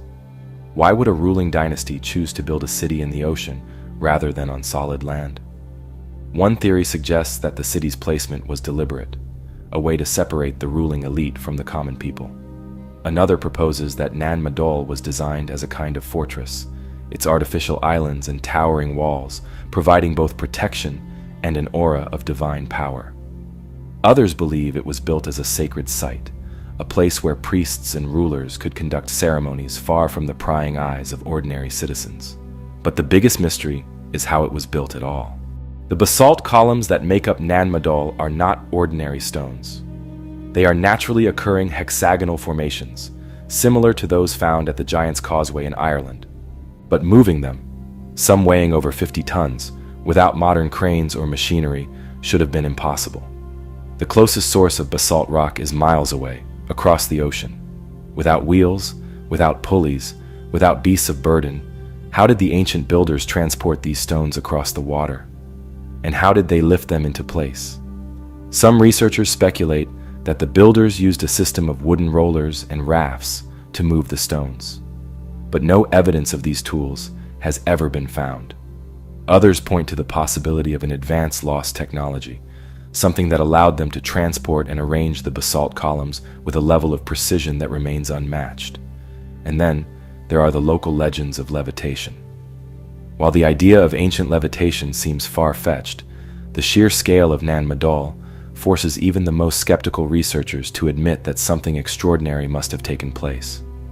Whether through ingenious engineering, lost technology, or something beyond our understanding, the builders of Nan Madol achieved what should have been impossible. But the mystery doesn't end there. Nan Madol was abandoned centuries ago, long before European explorers arrived in the Pacific. The once great city became a ghost town, swallowed by the jungle and left to decay. No one knows exactly why it was deserted. Some say the ruling Sodalur dynasty was overthrown by invaders.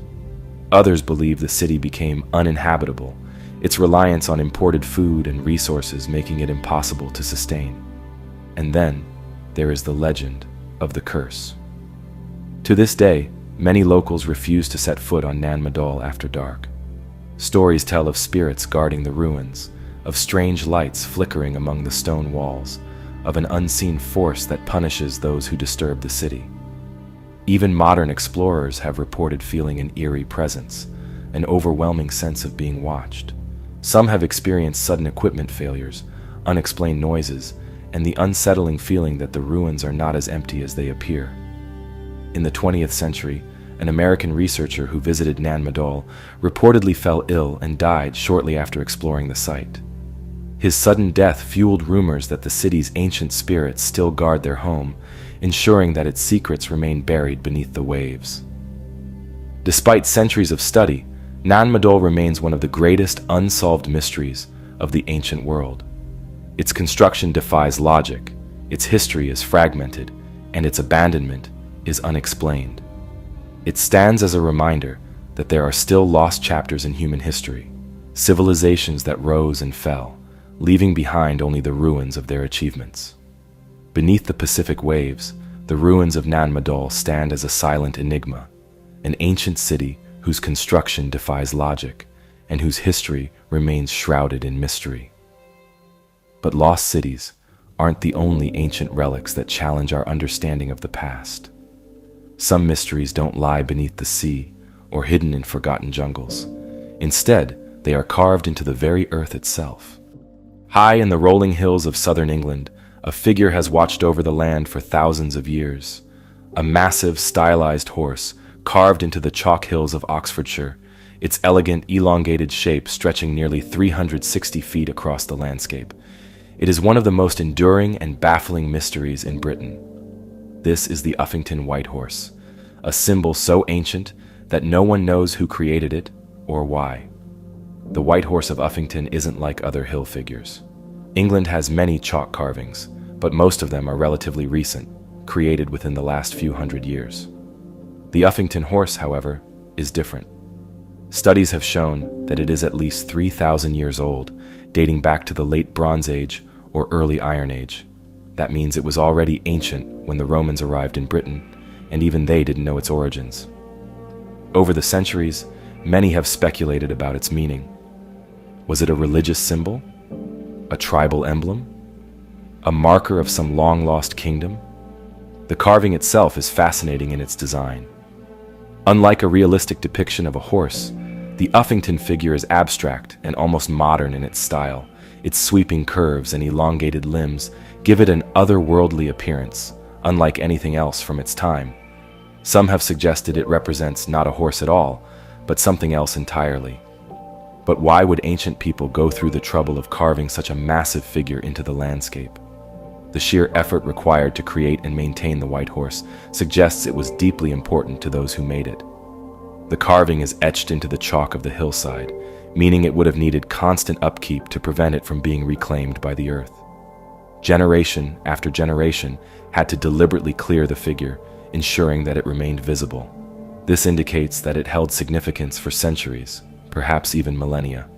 One theory is that the White Horse was a territorial marker, a way for ancient tribes to claim ownership of the land. If true, it would have been visible for miles, a clear sign to any travelers or enemies passing through.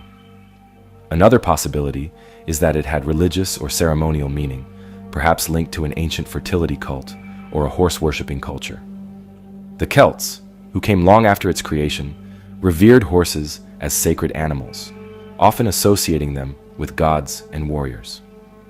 Some historians believe the Uffington horse may have been an early representation of the Celtic goddess Epona, a deity linked to horses and protection.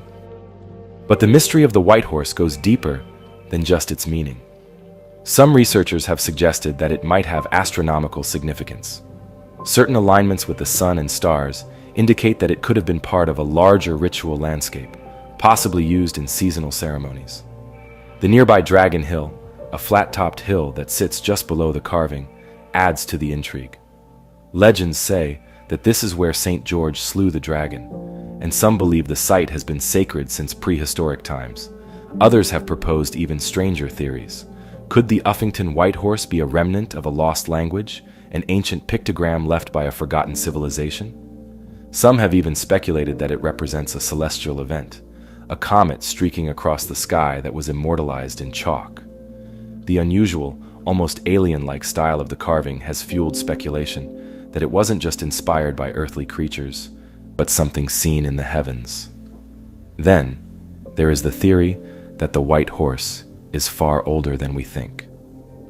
Some alternative historians have suggested that the carving could predate even the Bronze Age, potentially stretching back to the Neolithic period. If that were true, it would place the Uffington horse among the oldest artistic representations in the world, linking it to civilizations long lost to time. What's undeniable is that the white horse has survived, not just in the chalk hills of Oxfordshire, but in the collective imagination of those who have lived alongside it. It has inspired legends, from tales of dragon slayers to myths of ghostly horses galloping across the landscape. Even today, the figure is carefully maintained, with volunteers and locals continuing the ancient tradition of scouring the horse to keep its shape from fading. Despite its age, the Uffington white horse remains as striking as ever. Whether it was a religious icon, a tribal symbol, or something else entirely, its creators left behind no written records, only a massive, haunting image carved into the land itself. And while its true origins may never be fully known, the white horse continues to stare out over the hills, just as it has for thousands of years. The ancient world is filled with lost cities and forgotten structures, many of which remain shrouded in mystery. Some have been buried beneath shifting sands, others swallowed by dense jungles, and some, like the Uffington white horse, have stood defiantly against time, etched into the very landscape. But what happens when a civilization leaves behind a monument not on land, but beneath the sea? Off the coast of Japan, hidden beneath the waves, lies one of the most controversial underwater discoveries of all time. Massive stone structures, eerily precise and seemingly deliberate, stretch across the ocean floor. To some, it's undeniable proof of an ancient, forgotten civilization, one that predates recorded history. To others, it's nothing more than a natural formation, shaped by the currents and tides over thousands of years. But if that were true, why do the formations look so intentional? This is the mystery of the Yonaguni Monument. The Yonaguni Monument was first discovered in 1986 by a local diver named Kihachiro Aratake. He wasn't looking for lost cities or evidence of ancient civilizations. He was simply searching for a new diving spot near Yonaguni, one of the Ryukyu Islands in Japan. As he swam deeper, he came across something that shouldn't have been there. A massive, multi-leveled structure loomed before him, its edges sharp, its surfaces eerily smooth. It was unlike anything he had ever seen. Stair-like terraces led to what appeared to be platforms. Narrow corridors cut through the rock, and at the highest point, something resembling a grand staircase stretched toward the surface. It looked man-made. But how could that be possible? Word of the discovery spread, drawing the attention of researchers and archaeologists. Some believed it could be the remnants of a lost civilization, perhaps one that existed before the last ice age, when sea levels were significantly lower. Others dismissed the idea entirely, arguing that the formations were nothing more than a quirk of nature. But as more divers explored the site, strange details began to emerge, details that made the natural formation theory harder to accept. The Yonaguni Monument is massive, spanning over 165 feet in length and rising nearly 90 feet from the seafloor. It consists of flat terraces, precise right angles, and what appear to be carved steps leading from one level to another. Some researchers believe it resembles the step pyramids of South America, while others have compared it to ancient temple complexes like those in Mesopotamia. One of the most compelling arguments for its artificial origins is the presence of what looks like tool marks, straight cuts along the rock, as if it had been shaped by human hands. Certain sections appear to have been smoothed, possibly by chisels or other tools. There are even formations that resemble archways, pillars, and what some believe could be a large central hall. Perhaps the most mysterious aspect of all is the so-called face, a large carved-looking feature that some say resembles a human head, complete with what appears to be eyes, a nose, and a mouth. Could it be an ancient statue, a depiction of a forgotten deity? Or is it, as skeptics argue, nothing more than a trick of light and shadow? If the Yonaguni Monument is man-made, it presents a massive problem for historians. Based on its location and depth, the structure would have been built more than 10,000 years ago, long before any known civilization in the region was capable of such advanced construction. That would mean it predates the pyramids of Egypt, Göbekli Tepe, and even Mesopotamian city-states. Some have theorized that it could be linked to the legendary lost continent of Mu, a Pacific counterpart to Atlantis that, according to myths, sank beneath the ocean thousands of years ago. While mainstream historians dismiss the idea of Mu as fiction, the discovery of an advanced underwater structure in the region has reignited speculation. Others suggest that the Yonaguni Monument could be linked to Japan's ancient Jomon people, a prehistoric civilization known for their intricate pottery and mysterious stone circles. But there's a problem. No other Jomon structures remotely resemble the scale or complexity of the Yonaguni Monument. If they built it, then it would require a total rewriting of Japan's ancient history. Of course, not everyone is convinced. Many geologists argue that the Yonaguni Monument is a naturally occurring formation, shaped by tectonic activity and underwater currents. They point out that similar geological formations exist in other parts of the world, where natural fractures in sandstone and sedimentary rock can create step-like patterns that look man-made. One of the strongest arguments against the structure being artificial is that there are no known artifacts, no pottery, no tools, no carvings found at the site. Typically, when archaeologists uncover a lost city, they find traces of the people who lived there. But at Yonaguni, there is nothing except the stone itself. However, supporters of the man-made theory counter that if the site was built over 10,000 years ago, any artifacts may have been swept away by ocean currents or buried beneath layers of sediment. They argue that the structure's sheer complexity, coupled with the suspiciously precise angles and what appear to be staircases, suggests human intervention. Despite decades of debate, no definitive answer has been found.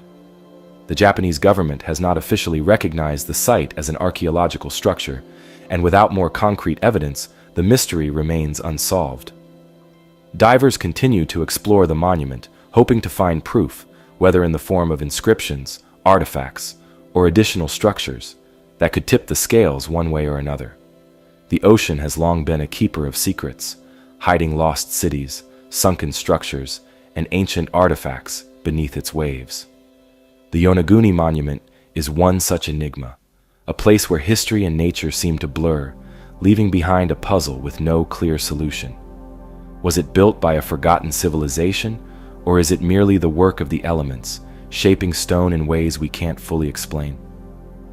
Whatever the answer, one thing remains certain. The deeper we dive into history, the more questions we uncover. And while the Yonaguni Monument challenges our understanding of what might lie beneath the ocean, there are other mysteries that have baffled researchers for centuries, ones not buried underwater, but locked away in words no one can understand. A book filled with an unknown language, a manuscript that defies translation, a code so complex that even the best minds in history have failed to crack it. This is the mystery of the Voynich manuscript. It was 1912 when Wilfrid Voynich, an antiquarian bookseller, first came across the strange book in a Jesuit college near Rome. From the moment he laid eyes on it, he knew it was something unusual. The pages were filled with strange symbols, written in an elegant, flowing script that seemed structured, yet completely unrecognizable. Accompanying the text were bizarre illustrations, intricate botanical drawings of plants that don't exist, celestial charts that don't match any known star maps, and images of human figures engaged in inexplicable rituals. The manuscript was written on fine vellum, later carbon dated to between 1404 and 1438. But aside from that, everything about it was a mystery. There was no author's name, no title, no indication of where it came from. It was as if the book had simply appeared out of nowhere, defying all attempts to place it within any known historical context. What makes the Voynich manuscript truly unique is that, despite being over 600 years old, no one has been able to read it. The writing follows a structure similar to real languages. There are recurring words, sentence formations, and even grammatical consistency. But it doesn't match any known script. It's not Latin, Greek, Arabic, or any lost dialect we've ever seen before. Some of the best cryptographers in history have tried to decipher it. During World War II, military codebreakers who cracked Nazi encryption techniques attempted to translate the manuscript. They failed. Even modern AI and linguistic analysis programs have been unable to identify a pattern that would suggest a known language. Some believe the manuscript may be a form of shorthand or a secret code that only certain individuals knew how to read. Others think it could be a hoax, an elaborate forgery meant to deceive scholars centuries ago. But if it was a hoax, why go through such extreme lengths to make it look like a structured language? Why include hundreds of carefully drawn illustrations, some of which appear to reference real scientific concepts? Theories about the Voynich manuscript range from the plausible to the bizarre. Some scholars believe it was an early medical text, possibly written by an alchemist or herbalist, trying to document lost medicinal knowledge. The strange plants in the illustrations could represent rare herbs, and the images of human figures in odd poses might be medical diagrams. Another theory suggests it was written by a secretive religious group, encoding their beliefs in an unbreakable cipher to protect them from persecution. Some have even suggested it could have been created by an unknown genius, someone who invented an entirely new language that no one else ever learned. A more speculative idea is that the manuscript contains knowledge far beyond what we should have had in the 15th century. Some believe it could be the work of an ancient civilization that predated our historical records, or even an artifact of extraterrestrial origin. The argument here is that the plants don't resemble any known Earth species, and the astronomical charts might depict a star system different from our own. Despite the endless efforts to decode it, the Voynich manuscript remains an enigma. Every few years, someone claims to have cracked the code, only for their theories to fall apart under scrutiny. Some researchers have suggested that the book was meant to be unreadable, possibly as an experiment in linguistics or an elaborate ruse designed to confuse and intrigue scholars. Yet, the mystery endures. To this day, the manuscript sits in Yale University's Beinecke Rare Book and Manuscript Library, where it continues to puzzle historians, linguists, and cryptographers alike. Who wrote it? What does it say? And why does it exist? We may never know. But the Voynich manuscript remains one of the greatest literary puzzles in human history, an unsolved riddle written in a language lost to time. And while some texts may be indecipherable, others have simply been lost, hidden away, or deliberately destroyed, their secrets erased from history. One such example is the next mystery on our list, a legendary underground labyrinth in Egypt, described in ancient texts yet never found. The Voynich manuscript remains one of history's greatest enigmas, a book filled with knowledge that no one can understand. But while some texts are indecipherable, others are deliberately hidden, sealed away, untouched, and waiting to be discovered. Across history, there have been countless lost libraries, buried scrolls, and secret chambers that could hold the answers to ancient mysteries. and few sites have inspired more speculation than the final resting place of China's first emperor, the tomb of Qin Shi Huang. Deep beneath the earth, in the Shanxi province of China, lies a tomb that has remained sealed for over 2,000 years. It belongs to Qin Shi Huang, the first emperor of China, the ruler who unified the warring states into one empire and laid the foundations of the Great Wall. His reign was marked by ambition, power, and an obsession with immortality. Even in death, he sought to rule forever, constructing a vast underground mausoleum unlike anything the world had ever seen. The tomb, first uncovered in the 1970s, is part of an enormous necropolis spanning over 22 square miles. But despite decades of research and excavation, the central chamber, where Qin Shi Huang himself is believed to rest, remains completely sealed. Not because it can't be accessed, but because archaeologists fear what they might find inside. What makes the tomb of Qin Shi Huang so mysterious isn't just its size, but the warnings left behind by ancient historians. The most famous account comes from Sima Qian, a Han Dynasty historian writing a century after the emperor's death. According to his records, the burial chamber is an elaborate underground palace filled with treasures, rivers of flowing mercury, and traps designed to protect its secrets for eternity. Sima Qian wrote that the emperor's sarcophagus rests on an island surrounded by a vast model of his empire, with lakes and rivers recreated using liquid mercury. The ceiling of the tomb was said to be decorated like the night sky, with pearls representing the stars, while crossbows and other deadly mechanisms were set to fire at anyone who dared to disturb the emperor's eternal rest. For centuries, these accounts were dismissed as myths, but modern science has provided chilling evidence that Sima Qian's descriptions might have been accurate. Soil samples taken near the tomb have shown abnormally high levels of mercury, far beyond what should naturally occur in the area. This has led many to believe that the rivers of liquid mercury inside the tomb are real, making excavation extremely dangerous.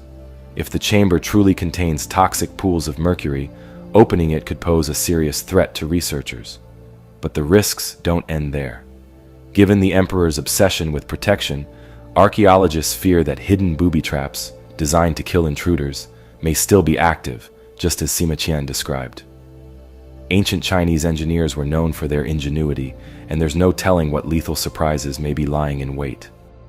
The most famous part of the necropolis that has been excavated is the Terracotta Army, a breathtaking collection of over 8,000 life-sized clay soldiers, each one unique, guarding the emperor's tomb. Discovered by accident in 1974 by farmers digging a well, the Terracotta Army stunned the world. The soldiers were built to protect Qin Shi Huang in the afterlife, each carefully crafted with individual facial features, armor, and weapons. But while the warriors have been uncovered, the central tomb remains untouched, hidden beneath a massive mound of earth. The Chinese government has restricted any attempts to open the burial chamber, citing concerns over preserving the integrity of the site. Some believe this is simply a precaution, while others suspect that authorities know more than they are willing to reveal. Why hasn't the tomb been opened? Part of the reason is technology. Archaeologists want to ensure that when they do open the tomb, they can preserve everything inside. In the past, rushing into ancient sites has led to irreversible damage. When Tutankhamun's tomb was opened in the 1920s, exposure to air caused artifacts to deteriorate rapidly. With Qin Shi Huang's tomb, experts fear the same fate could befall its contents. Some suggest using remote sensing technology to map the interior before attempting entry, but so far, no method has provided a clear picture of what lies within. Others speculate that the Chinese government is deliberately delaying the excavation for reasons unknown. What if the tomb holds secrets that could change history? Some researchers believe the chamber could contain lost texts, ancient inventions, or even records that contradict what we know about early Chinese history. Others think the real reason the tomb hasn't been opened is because of superstition. According to legend, disturbing the emperor's rest will bring disaster. Stories of curses surrounding ancient tombs are common, and while they are often dismissed, the belief in such things still lingers. Could there be something inside the tomb that authorities fear unleashing? Or is it simply a matter of patience, waiting until we have the technology to explore it safely? For now, the tomb remains sealed, an unopened door to the past. It holds the potential to rewrite what we know about early China, about Qin Shi Huang, and about the lengths to which rulers would go to ensure their immortality. But until the day comes when it is finally explored, it will continue to be one of the greatest archaeological mysteries in history. From ancient tombs sealed with mystery to languages lost to time, history is filled with puzzles we may never fully solve. But while the tomb of Qin Shi Huang remains untouched beneath layers of earth and legend, other ancient wonders may have been swallowed by nature itself. Entire civilizations hidden beneath the ocean, waiting to be rediscovered. One such place, if the stories are true, lies deep in the heart of the Amazon, a lost city some call the Brazilian Atlantis. Legends of a lost civilization in the Amazon have persisted for centuries, long before European explorers ever set foot in South America. Indigenous tribes spoke of vast stone cities hidden within the jungle, overgrown with vines and buried beneath layers of earth. But for centuries, these stories were dismissed as myths. The Amazon was thought to be too hostile, too wild, to support any kind of advanced civilization. The idea of massive urban centers thriving in one of the most extreme environments on Earth seemed impossible. But recent discoveries suggest there may be truth to these ancient tales.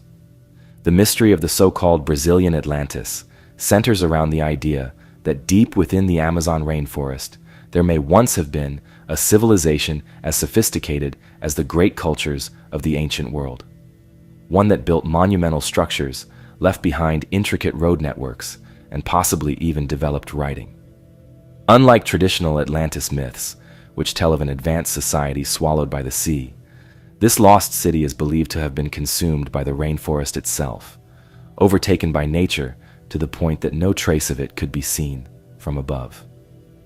One of the most compelling clues supporting this theory comes from satellite imagery. In the past few decades, as technology has improved, researchers have begun using LiDAR, light detection and ranging, to scan the Amazon's dense tree cover, revealing something astonishing beneath. Geometric patterns, straight roads, and what appear to be the remnants of large settlements have been detected where the jungle once seemed untouched. These findings suggest that the Amazon may have once been home to a complex and highly organized civilization, one capable of large-scale urban planning. The connection to Atlantis comes from a long history of speculation and exploration.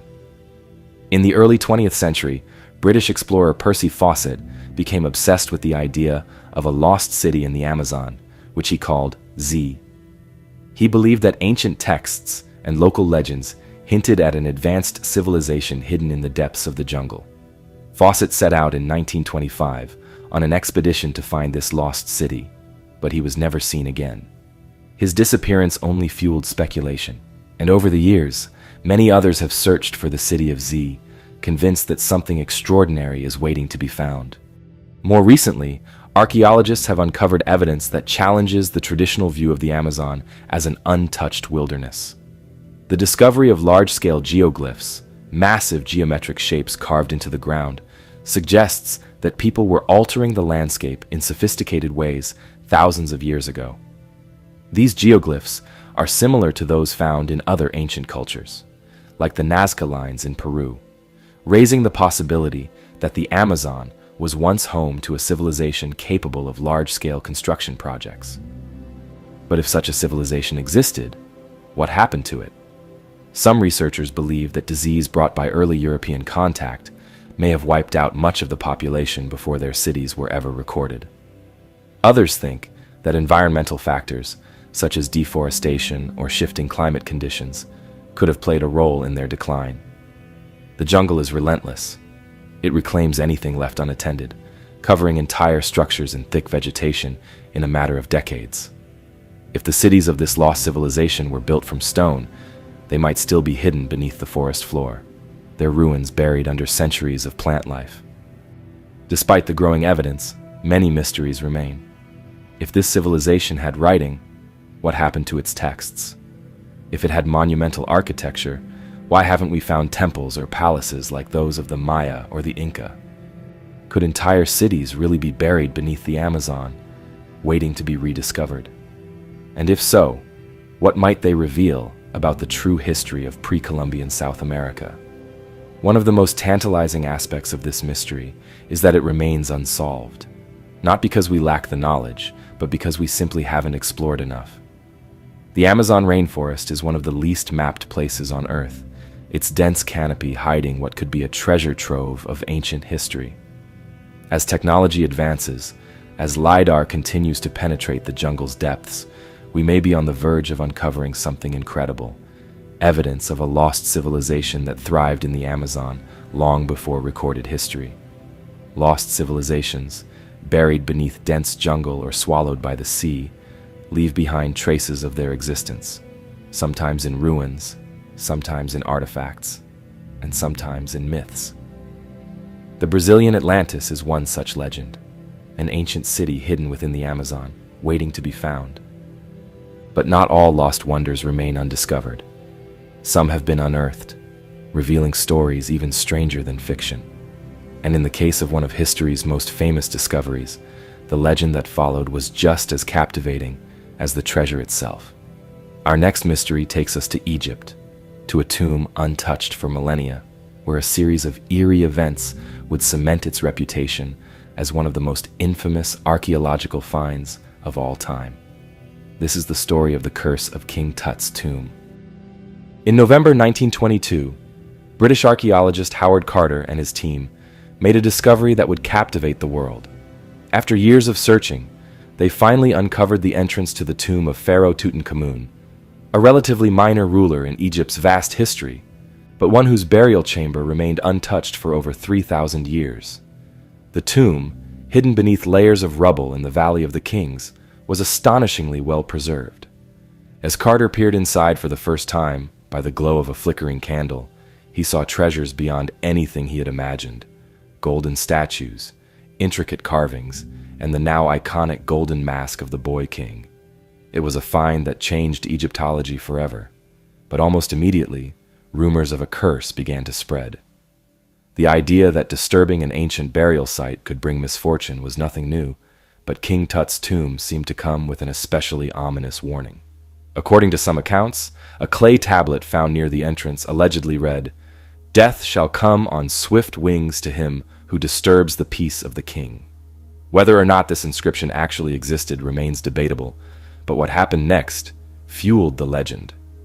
The first to fall victim to what would later be called the Curse of the Pharaohs was Lord Carnarvon, the wealthy English aristocrat who had funded Carter's expedition.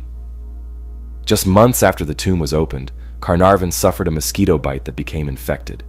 He developed a severe fever, and his condition rapidly deteriorated. He died in April 1923, just 6 months after King Tut's tomb was uncovered. His sudden and unexpected death sent shockwaves through the media, and whispers of the curse intensified. What made Carnarvon's death even more eerie were the strange coincidences reported at the time. When he passed away in a Cairo hotel room, it was said that all the lights in the city mysteriously went out at the exact moment of his death. At the same time, back in England, his beloved dog howled and dropped dead. The chilling details only strengthened the belief that the tomb was cursed. Over the years, more deaths and misfortunes were attributed to the curse. Arthur Mace, a key member of the excavation team, fell ill and died unexpectedly in 1928. Richard Bethel, Carter's personal secretary, was found dead in his London home under mysterious circumstances in 1929. His father, overcome with grief, took his own life soon after. Hugh Evelyn White, an Egyptologist who had visited the tomb, also died by suicide, leaving behind a note allegedly stating that he had succumbed to the curse. Even those indirectly connected to the tomb weren't spared. Sir Archibald Douglas Reed, the radiologist who x-rayed Tutankhamun's mummy, died shortly afterward. Howard Carter himself, the man responsible for the discovery, remained skeptical of the curse, dismissing it as media sensationalism. He lived for another 16 years after the excavation and died of lymphoma in 1939 at the age of 64. But even his death was seen by some as the final chapter in the curse's story. So, was there truly a supernatural force protecting the tomb, or was something else at play? One scientific explanation suggests that the tomb may have harbored ancient mold or bacteria that had lain dormant for thousands of years. When exposed to fresh air, these pathogens could have triggered fatal infections in those with weakened immune systems. The cramped, sealed-off environment of the tomb made it the perfect breeding ground for dangerous microorganisms. Some experts even believe that the tomb's walls may have contained toxic spores that could cause respiratory issues, potentially leading to the mysterious illnesses that struck so many of those involved in the excavation. Another theory is that the so-called curse was nothing more than a combination of bad luck and media hype. At the time of the tomb's discovery, the press was eager for sensational stories, and the idea of a pharaoh's curse was the perfect blend of history and horror. The deaths of those associated with the tomb, though tragic, were not statistically unusual for the time period. Many of the supposed victims were elderly or already in poor health, and their deaths could have been purely coincidental. But not everyone is convinced. The ancient Egyptians took their burial rituals seriously, often inscribing warnings in tombs to deter grave robbers. Some believe that while there may not have been a supernatural force at work, there could have been something more deliberate, poisonous substances or traps designed to kill intruders long after the tomb was sealed. Although no physical traps were found in King Tut's burial chamber, the possibility of chemical deterrence remains an intriguing theory. Regardless of whether the curse was real or just a product of fear and circumstance, the legend of King Tut's tomb has endured. The idea that some mysteries are best left undisturbed still lingers in the collective imagination, adding an eerie allure to one of history's greatest archaeological discoveries. And as we continue to unearth the secrets of the past, we're reminded that some questions may never have definitive answers. The past is filled with lost civilizations, forgotten cities, and ruins that defy explanation. Some were swallowed by the jungle, others buried beneath shifting sands. But every so often, something appears beneath the ocean, something that suggests entire chapters of human history may be missing. The story of Nan Madol, a massive city built on the waters of the Pacific, raises questions about how ancient civilizations constructed such monumental structures in remote locations. But it is not the only place where the sea has hidden its secrets. In the waters off the coast of Cuba, deep beneath the surface, lies something that may be even more astonishing. A vast, sunken city that some believe could be more than 10,000 years old. The discovery of what has been called the Cuban underwater city is one of the most controversial finds in recent decades. In 2001, a team of researchers working with a Canadian company, Advanced Digital Communications, was conducting sonar scans of the seabed off the coast of the Guanahatabibes Peninsula in western Cuba. Led by ocean engineer Paulina Zalitsky, the team was searching for evidence of Spanish shipwrecks when they found something they were not expecting. The sonar readings revealed a series of symmetrical structures arranged in geometric patterns, something that did not look natural. The formations appeared to be massive stone structures, resembling the layout of an ancient city, complete with pyramids, roads, and even what looked like buildings arranged in a grid-like fashion. More incredibly, the structures were located nearly 2,000 feet below the surface. At that depth, they could not have been built during recorded human history, at least not according to what we currently understand. Zalitsky and her team were stunned. If these structures were indeed man-made, they would have to date back to a time when sea levels were drastically lower, possibly before the last ice age, over 10,000 years ago. That would mean the site predates the pyramids of Egypt, Stonehenge, and even Göbekli Tepe, one of the oldest known temple complexes on Earth. If true, it would force a complete reevaluation of ancient history. But how could a city of such scale exist beneath the sea? Theories quickly emerged. Some researchers suggested it could be the remains of an ancient civilization that lived in the Caribbean before rising waters submerged their settlements. Others speculated that it could be connected to the lost civilization of Atlantis, though most archaeologists dismiss that idea as pseudoscience.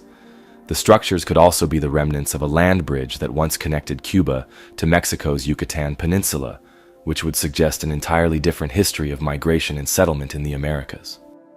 With such a potentially groundbreaking discovery, many expected follow-up research and exploration. But strangely, after the initial announcement, little progress was made in confirming what the sonar scans had revealed. A few years later, a remote-operated vehicle, ROV, was sent down to capture images of the site. The footage showed what looked like large, cut stone blocks stacked on top of each other, eerily resembling ruins. Yet without physical samples or further analysis, no definitive conclusion could be drawn. One reason for the lack of follow-up studies is the difficulty of exploring the site. At a depth of nearly 2,000 feet, diving is impossible without highly specialized submersibles, which require significant funding and logistical coordination. Unlike shallower sites, where divers can excavate ruins firsthand, anything at this depth must be studied remotely, making it harder to analyze the structures and determine their origin. Skeptics argue that the formations could be natural geological structures rather than human-made ruins. Some geologists have suggested that the city might be the result of seismic activity, where natural rock formations were fractured in a way that makes them appear artificial. Others believe that the sonar images were simply misinterpreted, creating the illusion of buildings where none exist.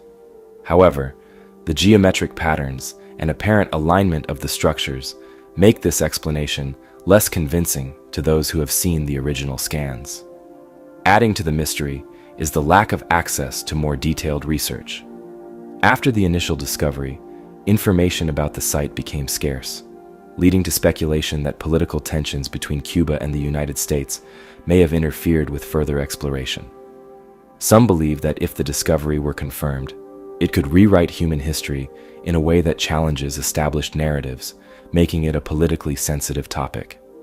But despite the lack of definitive answers, the idea of an ancient city submerged beneath the Caribbean continues to captivate the imagination. If further exploration ever takes place, it could provide evidence of a lost civilization, hidden for thousands of years beneath the waves. The ocean has a way of hiding history, preserving secrets beneath its depths for thousands of years. The discovery of the so-called Cuban underwater city raised profound questions about what ancient civilizations may have been lost to time. But it was not the only enigma to challenge our understanding of the past. Some mysteries are buried beneath the sea, others beneath the sands, and some in the very languages left behind by those who once ruled the world. One of the strangest and most perplexing linguistic mysteries comes from a remote island in the Pacific Ocean, Easter Island. Known for its iconic Moai statues, this isolated land holds another enigma that has baffled historians, linguists, and archaeologists for centuries. Scattered across the island are wooden tablets etched with symbols unlike any other written language. These inscriptions, known as the Rongo Rongo script, have never been deciphered, leaving scholars with more questions than answers. Easter Island, or Rapa Nui as the locals call it, is one of the most isolated inhabited places on Earth. Lying over 2,000 miles from the nearest landmass, the island was home to a once thriving civilization that built the massive stone heads that have become its global symbol. But while much attention has been given to the Moai, the Rongo Rongo script is a mystery just as profound, one that could potentially unlock the lost history of the island's early inhabitants. The first recorded mention of Rongo Rongo comes from the 19th century, when Catholic missionaries arrived on the island and noticed the strange markings carved into pieces of wood. The islanders, however, were unable to read the symbols, claiming that knowledge of the script had been lost generations ago. Some elders spoke of a time when only a select group of wise men, known as the Tangata Rongo Rongo, were able to read and recite the sacred texts. But with the collapse of Rapa Nui society due to famine, warfare, and the arrival of European explorers, the knowledge of how to read Rongo Rongo had disappeared forever.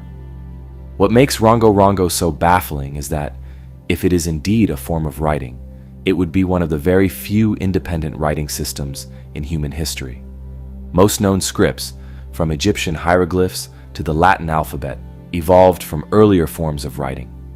But Easter Island was so isolated that if Rongo Rongo is a true script, it would mean that the Rapa Nui people developed writing completely on their own, separate from any outside influence, a feat accomplished by only a handful of civilizations. Linguists have spent decades trying to decipher the inscriptions, but progress has been slow. The symbols are arranged in a unique pattern called reverse boustrophodon, meaning the direction of writing alternates with each line. One line is written left to right, then the next is carved upside down and read from right to left. This unusual style makes deciphering the script even more difficult, as it suggests a sophisticated writing system with strict formatting rules. Theories about the meaning of the script vary widely. Some researchers believe Rongo Rongo could be a form of proto-writing, symbols that represent concepts rather than a full written language. Others suggest that it records genealogies, religious chants, or historical events from the island's past. There are even those who speculate that the script encodes lost knowledge about the civilization's downfall, hinting at a warning for future generations. Some symbols on the tablets resemble birds, fish, and human-like figures, leading some scholars to propose that Rongo Rongo could be a form of pictographic storytelling, similar to ancient Mesoamerican glyphs. However, no direct link has been found between the script and any other known writing system, leaving its origins shrouded in mystery. Adding to the intrigue is the scarcity of the tablets. Fewer than 30 known examples of Rongo Rongo inscriptions exist today, many of which are incomplete or damaged. Some were lost over the centuries, while others were destroyed when Catholic missionaries banned the practice of writing and ordered the tablets burned, considering them to be works of pagan superstition. Despite numerous attempts, no one has been able to fully crack the code of Rongo Rongo. Some believe that without a Rosetta Stone equivalent, something to provide a bilingual inscription in a known language, the script may never be deciphered. Others argue that the knowledge may not be entirely lost, and that oral traditions or surviving fragments could still hold the key to unlocking its meaning. There are even more speculative theories surrounding Rongo Rongo. Some researchers suggest that the script might be far older than previously thought, potentially dating back thousands of years, and representing knowledge passed down from an earlier, lost civilization. Others have linked it to global prehistory, theorizing that Rapa Nui's inhabitants may have had connections with other ancient cultures, sharing information and scripts across vast distances of ocean. While these theories remain unproven, the existence of Rongo Rongo continues to challenge our understanding of ancient civilizations and their capabilities. If it truly represents an independent writing system, it would be one of the greatest linguistic discoveries in history, a testament to the ingenuity of the Rapa Nui people, and a glimpse into a lost world we may never fully understand. For now, the tablets remain silent, their meanings locked away in symbols that no one alive can read. But history is filled with unsolved mysteries, and as technology advances, perhaps one day the script of Rongo Rongo will finally reveal its secrets. Until then, it remains an eerie reminder of a vanished past, a message from a civilization long gone, waiting for someone to finally listen. The past is littered with lost languages, scripts that remain undeciphered, their meanings locked away by time. The Rongo Rongo script of Easter Island is one of the greatest linguistic mysteries, an ancient writing system that defies translation and leaves more questions than answers. Who wrote it? What secrets does it hold? Could it be the key to understanding an entire lost civilization? While many ancient scripts remain unreadable, others hint at a past that may be even stranger than we imagine. Because sometimes, history doesn't just leave behind cryptic symbols, it leaves behind evidence of people that shouldn't have existed. In 1890, a French anthropologist named Georges Vacher de la Puge was conducting excavations in Castelnau-le-Lez, a small town in southern France. What he uncovered would spark one of the most controversial debates in anthropology.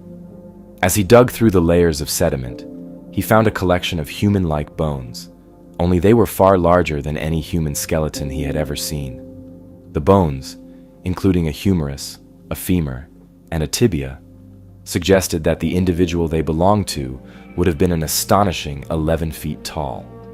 If true, it would make the giant of Castelnau one of the largest human-like beings ever recorded. Delapouge quickly published his findings in the French scientific journal La Nature, describing the remains as belonging to an exceptionally large prehistoric human. His estimates, based on the proportions of the bones, suggested a height that seemed impossible for a human. Could this be evidence of a lost race of giants? Or was it something more ordinary? A case of extreme gigantism, or even a simple misidentification? The bones were sent to the University of Montpellier for further study, where experts confirmed that they were indeed human, but highly abnormal. Some researchers suggested that they belonged to an individual suffering from acromegaly or gigantism, both of which can cause excessive growth due to hormonal imbalances. Others proposed that the bones might belong to an extinct subspecies of human that was naturally larger than Homo sapiens.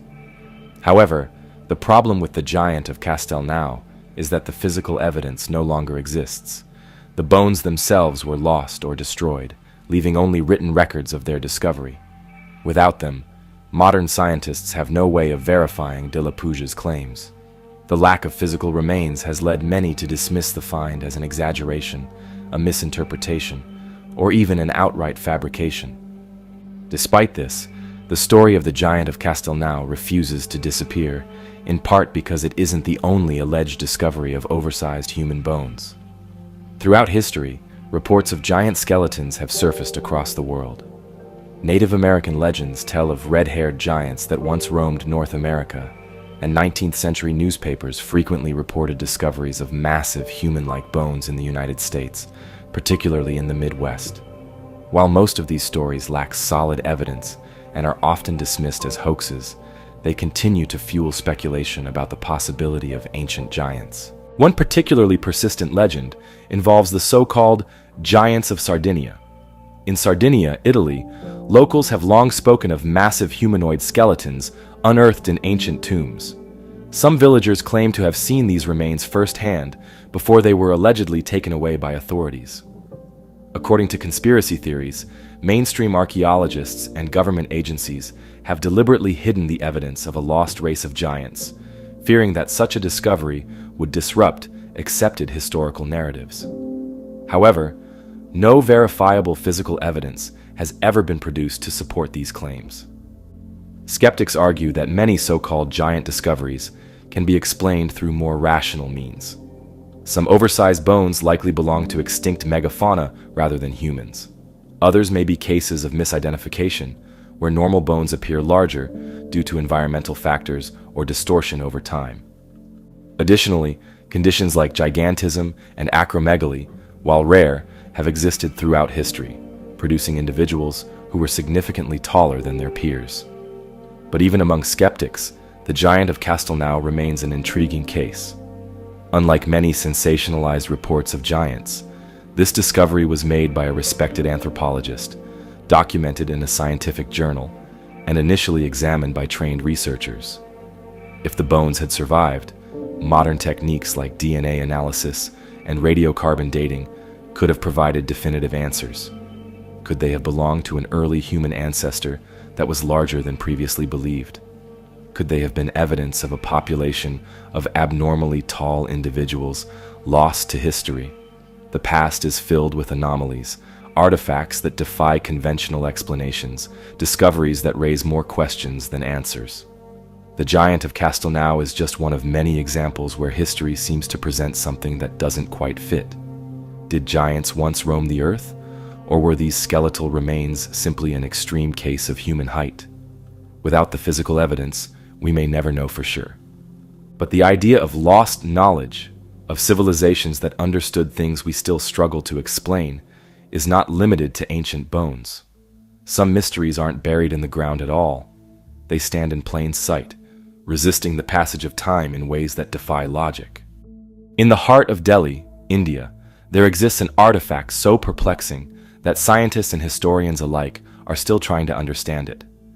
It's not hidden away in a forgotten ruin or buried beneath layers of earth. It stands proudly in the open, exposed to the elements, yet seemingly untouched by time. This is the Iron Pillar of Delhi, a 1,600-year-old metal column that has baffled metallurgists for centuries. Because unlike any other iron structure of its age, the pillar has refused to rust. Standing over 23 feet tall and weighing more than 6 tons, the iron pillar is believed to have been erected during the reign of Chandragupta II in the 4th century AD. It bears inscriptions in Sanskrit that suggest it was originally a victory monument, likely built to honor the Hindu god Vishnu. Over the centuries, it has remained a symbol of India's rich history, but what truly sets it apart is its apparent immunity to corrosion. In an age where even modern steel structures can succumb to rust within decades, how has this ancient pillar survived over 1,000 years with barely a trace of oxidation? The mystery of the iron pillar's resistance to rust has intrigued scientists for generations. Theories abound, ranging from advanced ancient metallurgy to the intervention of divine forces. Some researchers suggest that the pillar's creators used an unusually high purity form of wrought iron, which, combined with the dry climate of Delhi, helped slow the rusting process. However, the real breakthrough came in the 20th century, when metallurgists discovered a thin protective layer of what is now called misawhite, a compound of iron, oxygen, and phosphorus that has formed naturally over time, shielding the pillar from the effects of humidity and pollution. This discovery led to another question. How did ancient Indian blacksmiths, over 1,600 years ago, develop a technique that modern metallurgists only began to understand in recent decades? The composition of the pillar suggests that the iron was purified through a process involving high phosphorus content and the absence of sulfur and manganese, methods that were advanced even by today's standards. Some experts argue that this wasn't an accident, but a deliberate feat of engineering, indicating that ancient Indian metallurgists possessed knowledge far beyond what we previously assumed. However, not everyone is convinced that conventional science alone can explain the pillar's survival.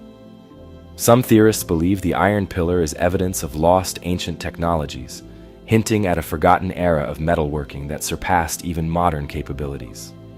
They point to other mysterious metal artifacts found throughout history, such as the so-called Baghdad battery, a clay jar believed by some to be an early form of electrical storage, or the Damascus steel used in medieval sword making, whose exact production techniques remain unknown.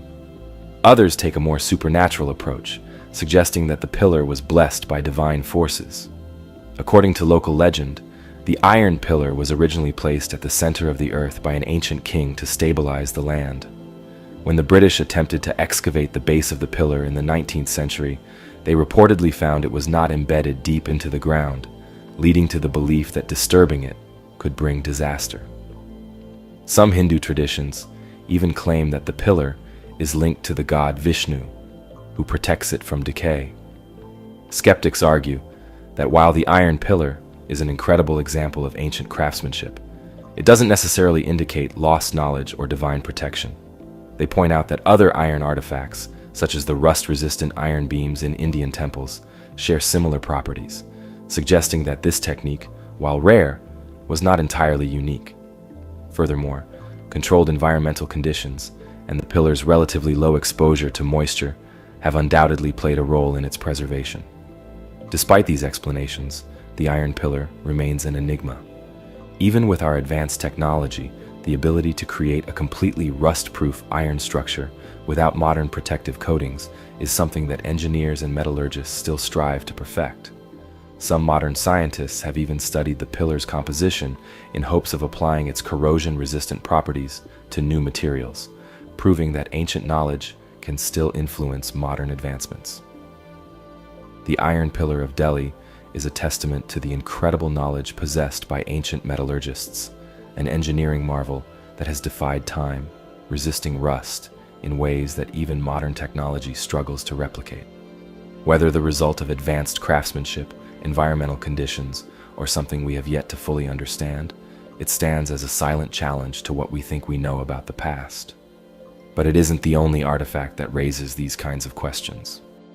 Some discoveries seem to hint at knowledge far beyond what their time should have allowed, objects so strange, so seemingly out of place, that they force us to reconsider what ancient civilizations were truly capable of. And one such object, discovered in modern-day Iraq, has left historians and scientists debating for decades. It's known as the Baghdad Battery, an artifact so puzzling that it has sparked theories ranging from forgotten ancient technology to extraterrestrial influence. At its core, the mystery is simple. Could people living over 2,000 years ago have created a working electrical device? And if so, what exactly were they using it for? The story of the Baghdad Battery begins in the 1930s, when a German archaeologist named Wilhelm Koenig was examining artifacts housed at the National Museum of Iraq. Among the collection was a small, unassuming clay jar, about 5 inches tall, with a copper cylinder inside and an iron rod running through its center. The jar itself was dated to around 250 BCE, placing it in the Parthian or Sassanid period. But it wasn't its age that made it unusual. It was its structure. Koenig noticed that the design of the jar was eerily similar to modern-day batteries. Intrigued, Koenig published a paper in 1940 suggesting that the artifact might have been used to generate an electric charge. His theory was simple. If an acidic liquid, such as vinegar or lemon juice, were poured into the jar, it could create an electrochemical reaction, producing a small amount of voltage. This, in effect, would make the Baghdad Battery one of the earliest known electrical devices in human history, long before the official discovery of electricity. The idea was controversial, but it gained traction when researchers began testing replicas of the artifact.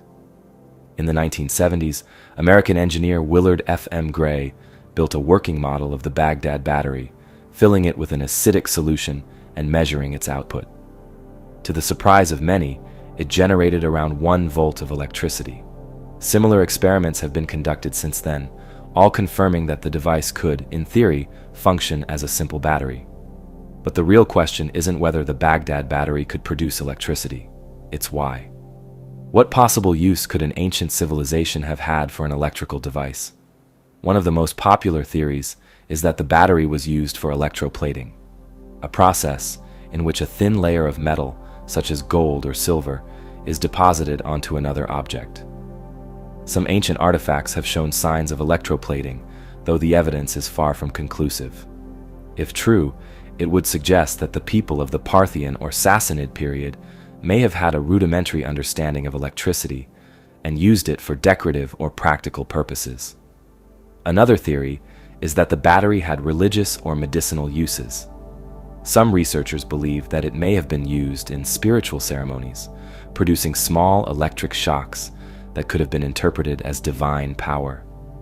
Others suggest that it was used as a primitive form of acupuncture or pain relief, similar to how electric currents are used in modern medicine.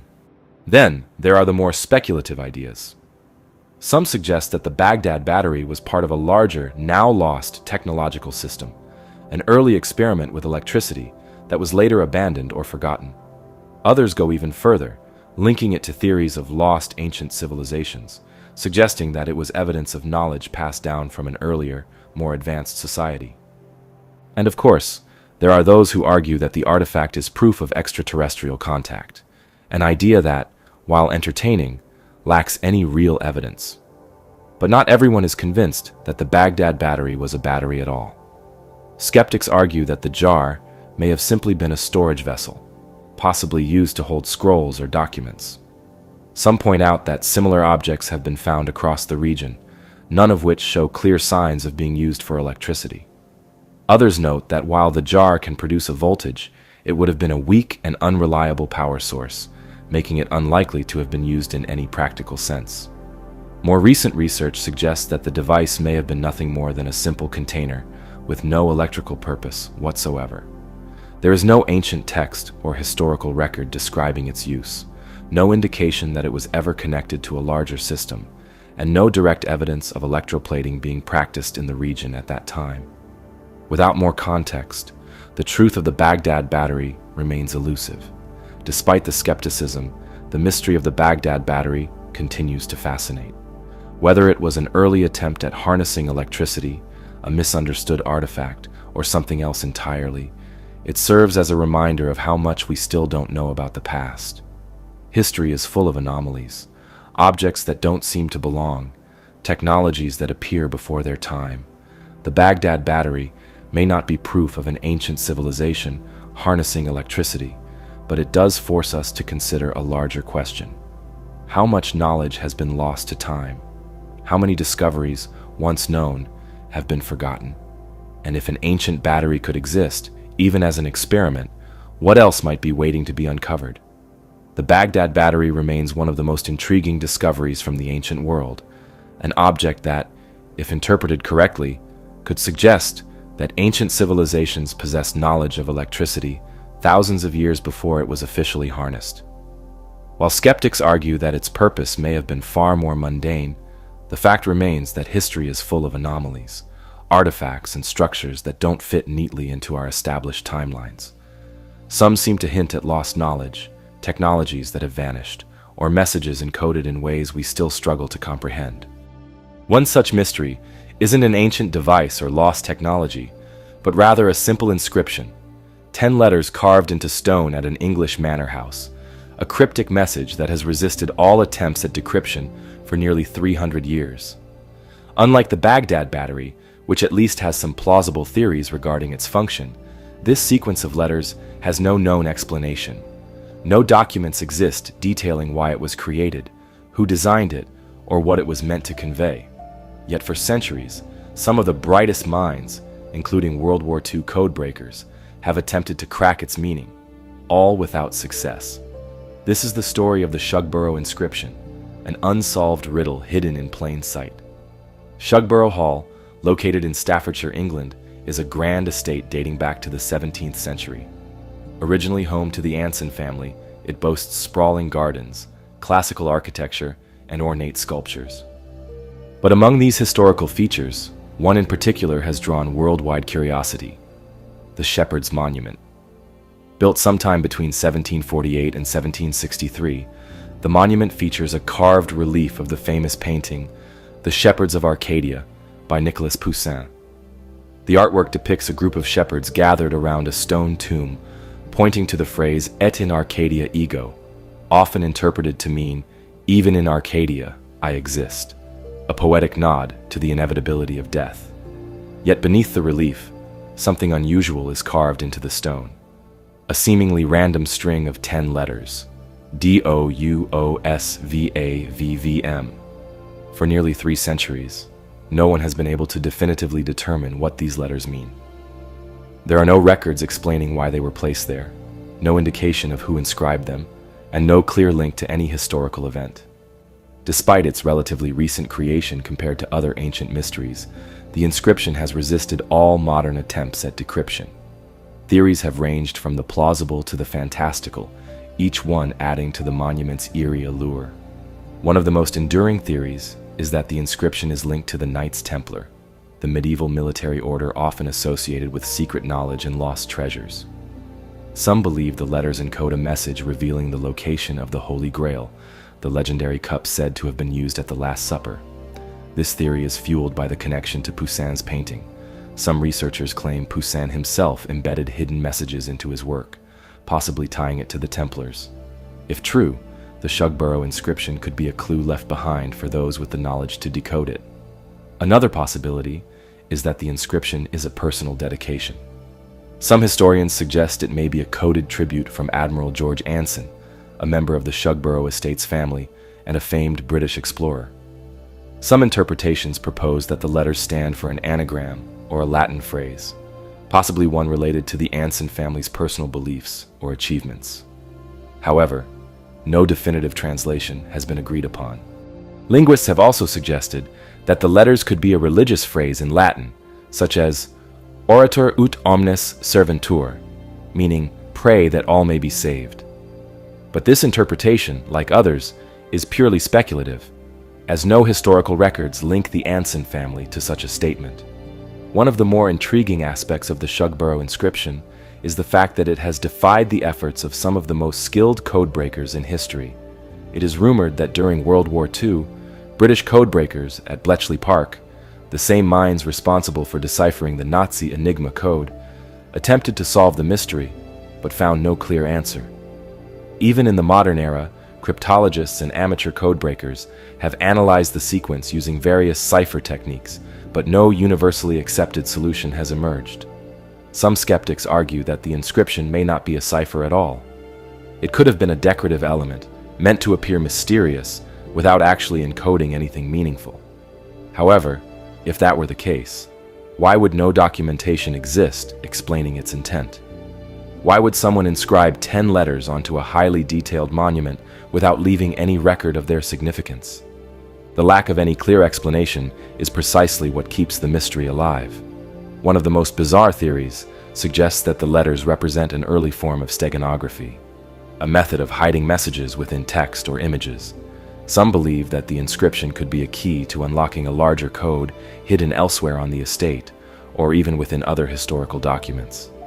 Despite centuries of speculation, no single theory has been universally accepted.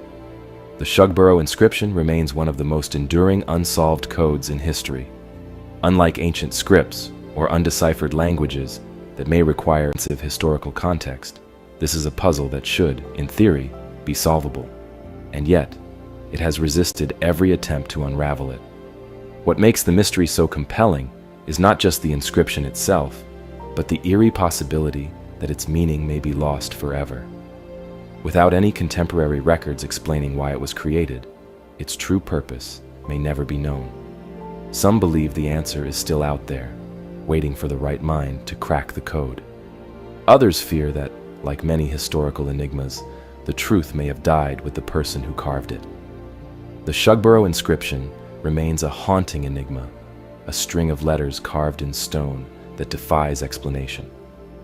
Unlike many ancient mysteries, it isn't hidden in the depths of a jungle or buried beneath ruins. It's right there, in plain sight, taunting those who try to decipher its meaning. Centuries of speculation, theories ranging from the Holy Grail to wartime codes, and the inability of even history's greatest codebreakers to crack its secret only deepen its mystery. But not all baffling artifacts come in the form of cryptic inscriptions.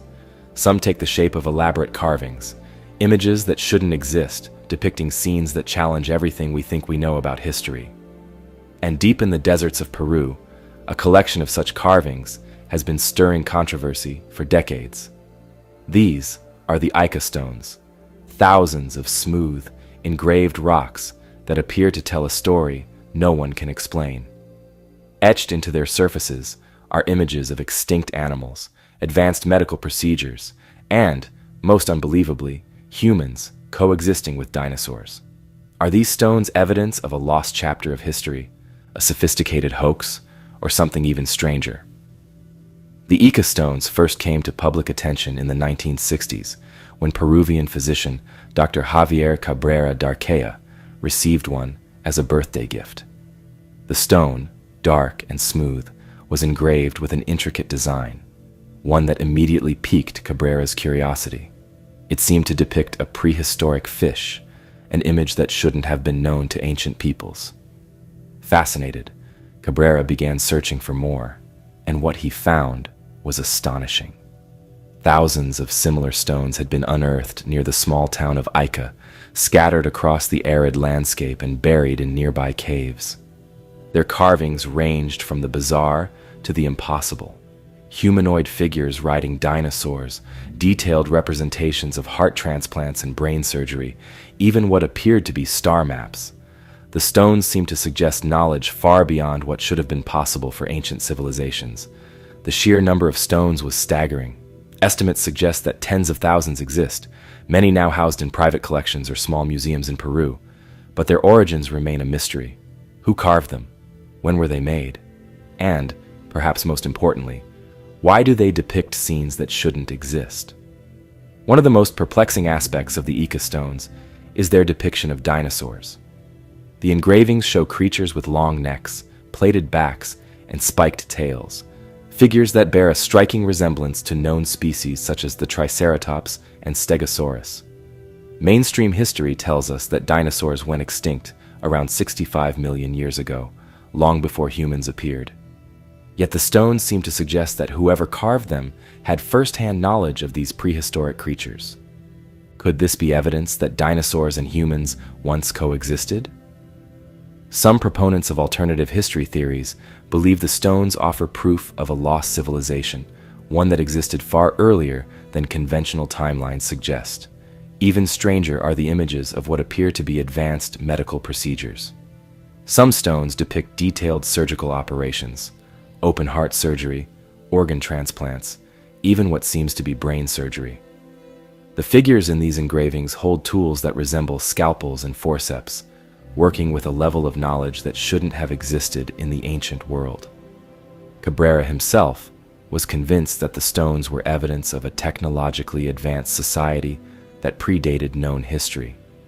He suggested that the carvings told the story of an ancient race that had once flourished on Earth, possessing knowledge of medicine, astronomy, and even space travel.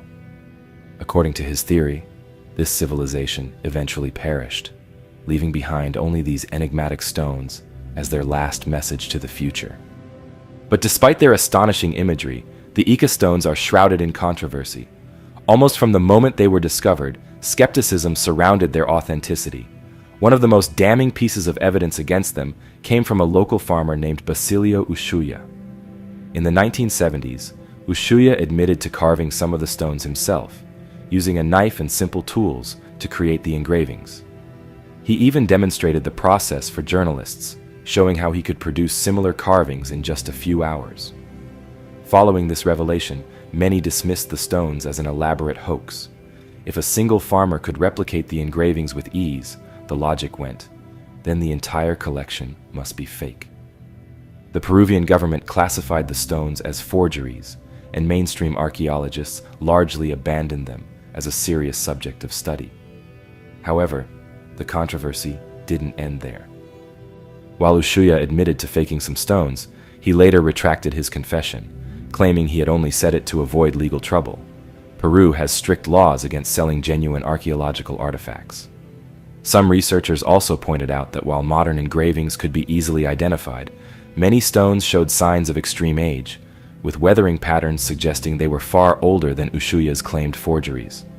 Even more puzzling was the sheer volume of stones. With tens of thousands in circulation, could all of them have been produced in recent decades? And if they were fakes, why would someone go to such lengths to create them?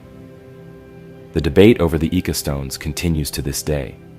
Those who believe in their authenticity argue that mainstream archaeology is too quick to dismiss anomalous evidence. They point to the sheer number of stones, the consistency of their imagery, and the possibility that at least some of them could be genuine. On the other side, skeptics argue that extraordinary claims require extraordinary evidence, and that no verifiable proof exists to support the idea that the stones are ancient. Without a clear archaeological context, such as an undisturbed excavation site confirming their antiquity, there is little to suggest they are anything more than a modern creation. One final possibility is that the stones contain a mix of genuine artifacts and modern additions. Some researchers have suggested that a small number of authentic carvings could exist, depicting known ancient cultural symbols, while the more outlandish images, dinosaurs, surgeries, star maps, may have been added later to attract attention and profit. But whether real, fake, or something in between, the Ica stones remain one of the most intriguing and contentious mysteries of the ancient world. If they are genuine, they force us to reconsider everything we know about human history, technology, and even the timeline of life on Earth. If they are hoaxes, they represent one of the most elaborate and persistent fabrications ever created. The Ica stones remain one of history's most hotly debated artifacts. Whether they hold the truth about a lost civilization or are simply an elaborate hoax, their mystery persists. And while we may never have concrete answers about their origins, they serve as a reminder that history is filled with puzzles, some carved into stone, others buried beneath the sands of time. And deep in the Valley of the Kings, a burial site famous for its pharaohs and ancient treasures, lies one such mystery. Unlike the carefully documented tombs of Egypt's rulers, this one doesn't have a name. No one knows who he was, why he was buried so strangely, or what crime, if any, he committed to deserve such an unsettling fate. He is known only as Unknown Man E, and his remains have puzzled Egyptologists for over a century.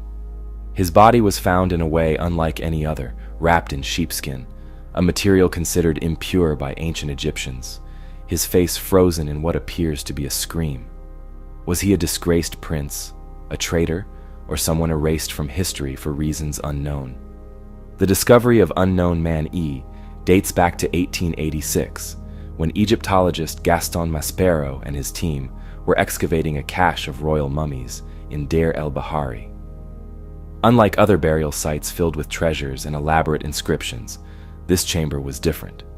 It contained a collection of hastily reburied mummies, hidden away to protect them from tomb raiders. Some of the bodies belonged to pharaohs, high priests, and members of the elite, relocated centuries after their deaths in an attempt to safeguard their remains. But among them, one body stood out. While the others were wrapped in fine linen and carefully preserved, this mummy was different. It was wrapped in a rough, crude sheepskin, something that would have been seen as a grave insult in ancient Egypt. The body itself had not been properly embalmed. Instead of the usual process of removing organs, drying the body, and wrapping it carefully in linen, Unknown Man E's corpse had been left to decompose before being hastily wrapped and sealed in his coffin. And then there was the face, his head tilted back, mouth gaping open, as if he had died in agony. Unlike the serene expressions of other mummies, his features were frozen in what looked like a scream. For over a century, scholars have debated who he was and why he was buried in such an unusual manner. Some believe he was a royal traitor, punished even in death by being denied a proper burial. Others suggest he may have been poisoned or executed, his body left untreated as an additional disgrace. One of the most popular theories is that Unknown Man E was none other than Prince Pentawere, a son of Pharaoh Ramses III, who was implicated in an assassination plot against his own father.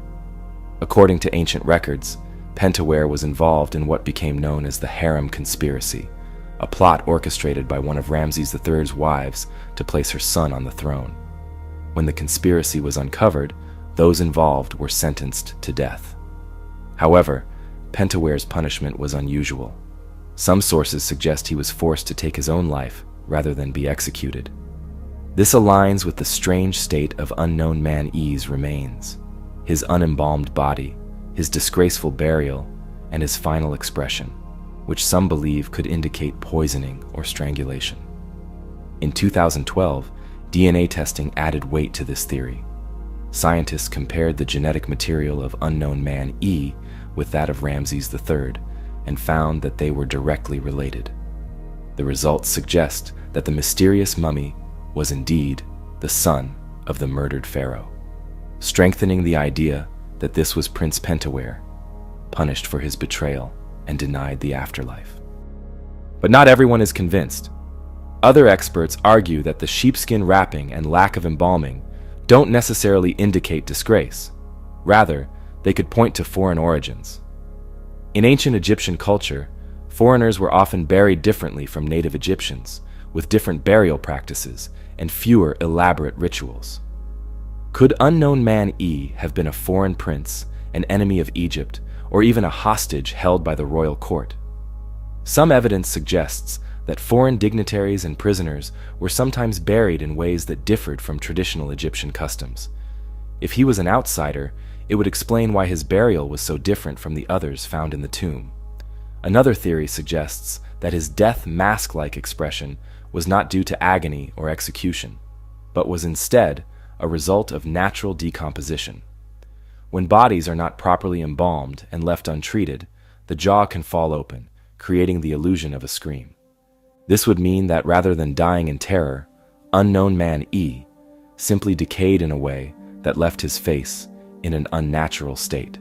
And then there's the idea that he may have suffered an accidental death, perhaps even a sudden illness, that prevented him from receiving proper mummification.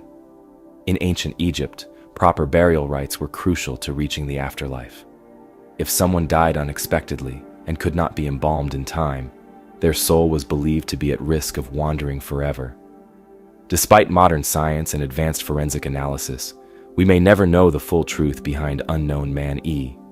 His burial remains an anomaly, neither fully royal nor completely disgraceful, neither a formal execution nor a respectful ceremony. If he was Prince Pentawere, his burial serves as a reminder of how power struggles shaped Egypt's history, with betrayals punished even in the afterlife. If he was a foreigner, his presence in the Valley of the Kings hints at untold stories of diplomacy, conflict, and forgotten figures who once walked the halls of Egyptian palaces. Whoever he was, his body remains a puzzle locked in time. Over a century after his discovery, he remains nameless, his identity and fate still uncertain. A man buried among pharaohs, but denied their honors. A figure whose open-mouthed expression seems to cry out across history, demanding answers we may never find. The story of Unknown Man E is a chilling reminder that even in death, some figures of history remain shrouded in mystery. Whether he was a disgraced prince, an executed traitor, or an unknown foreigner, his burial defies explanation.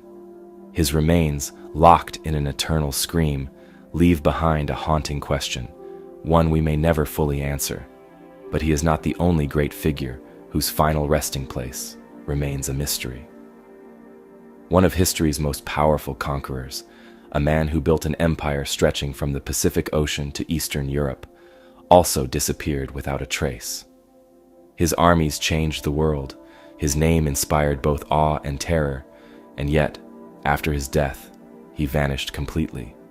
This is the mystery of the lost tomb of Genghis Khan. Genghis Khan, born as Temujin around 1162,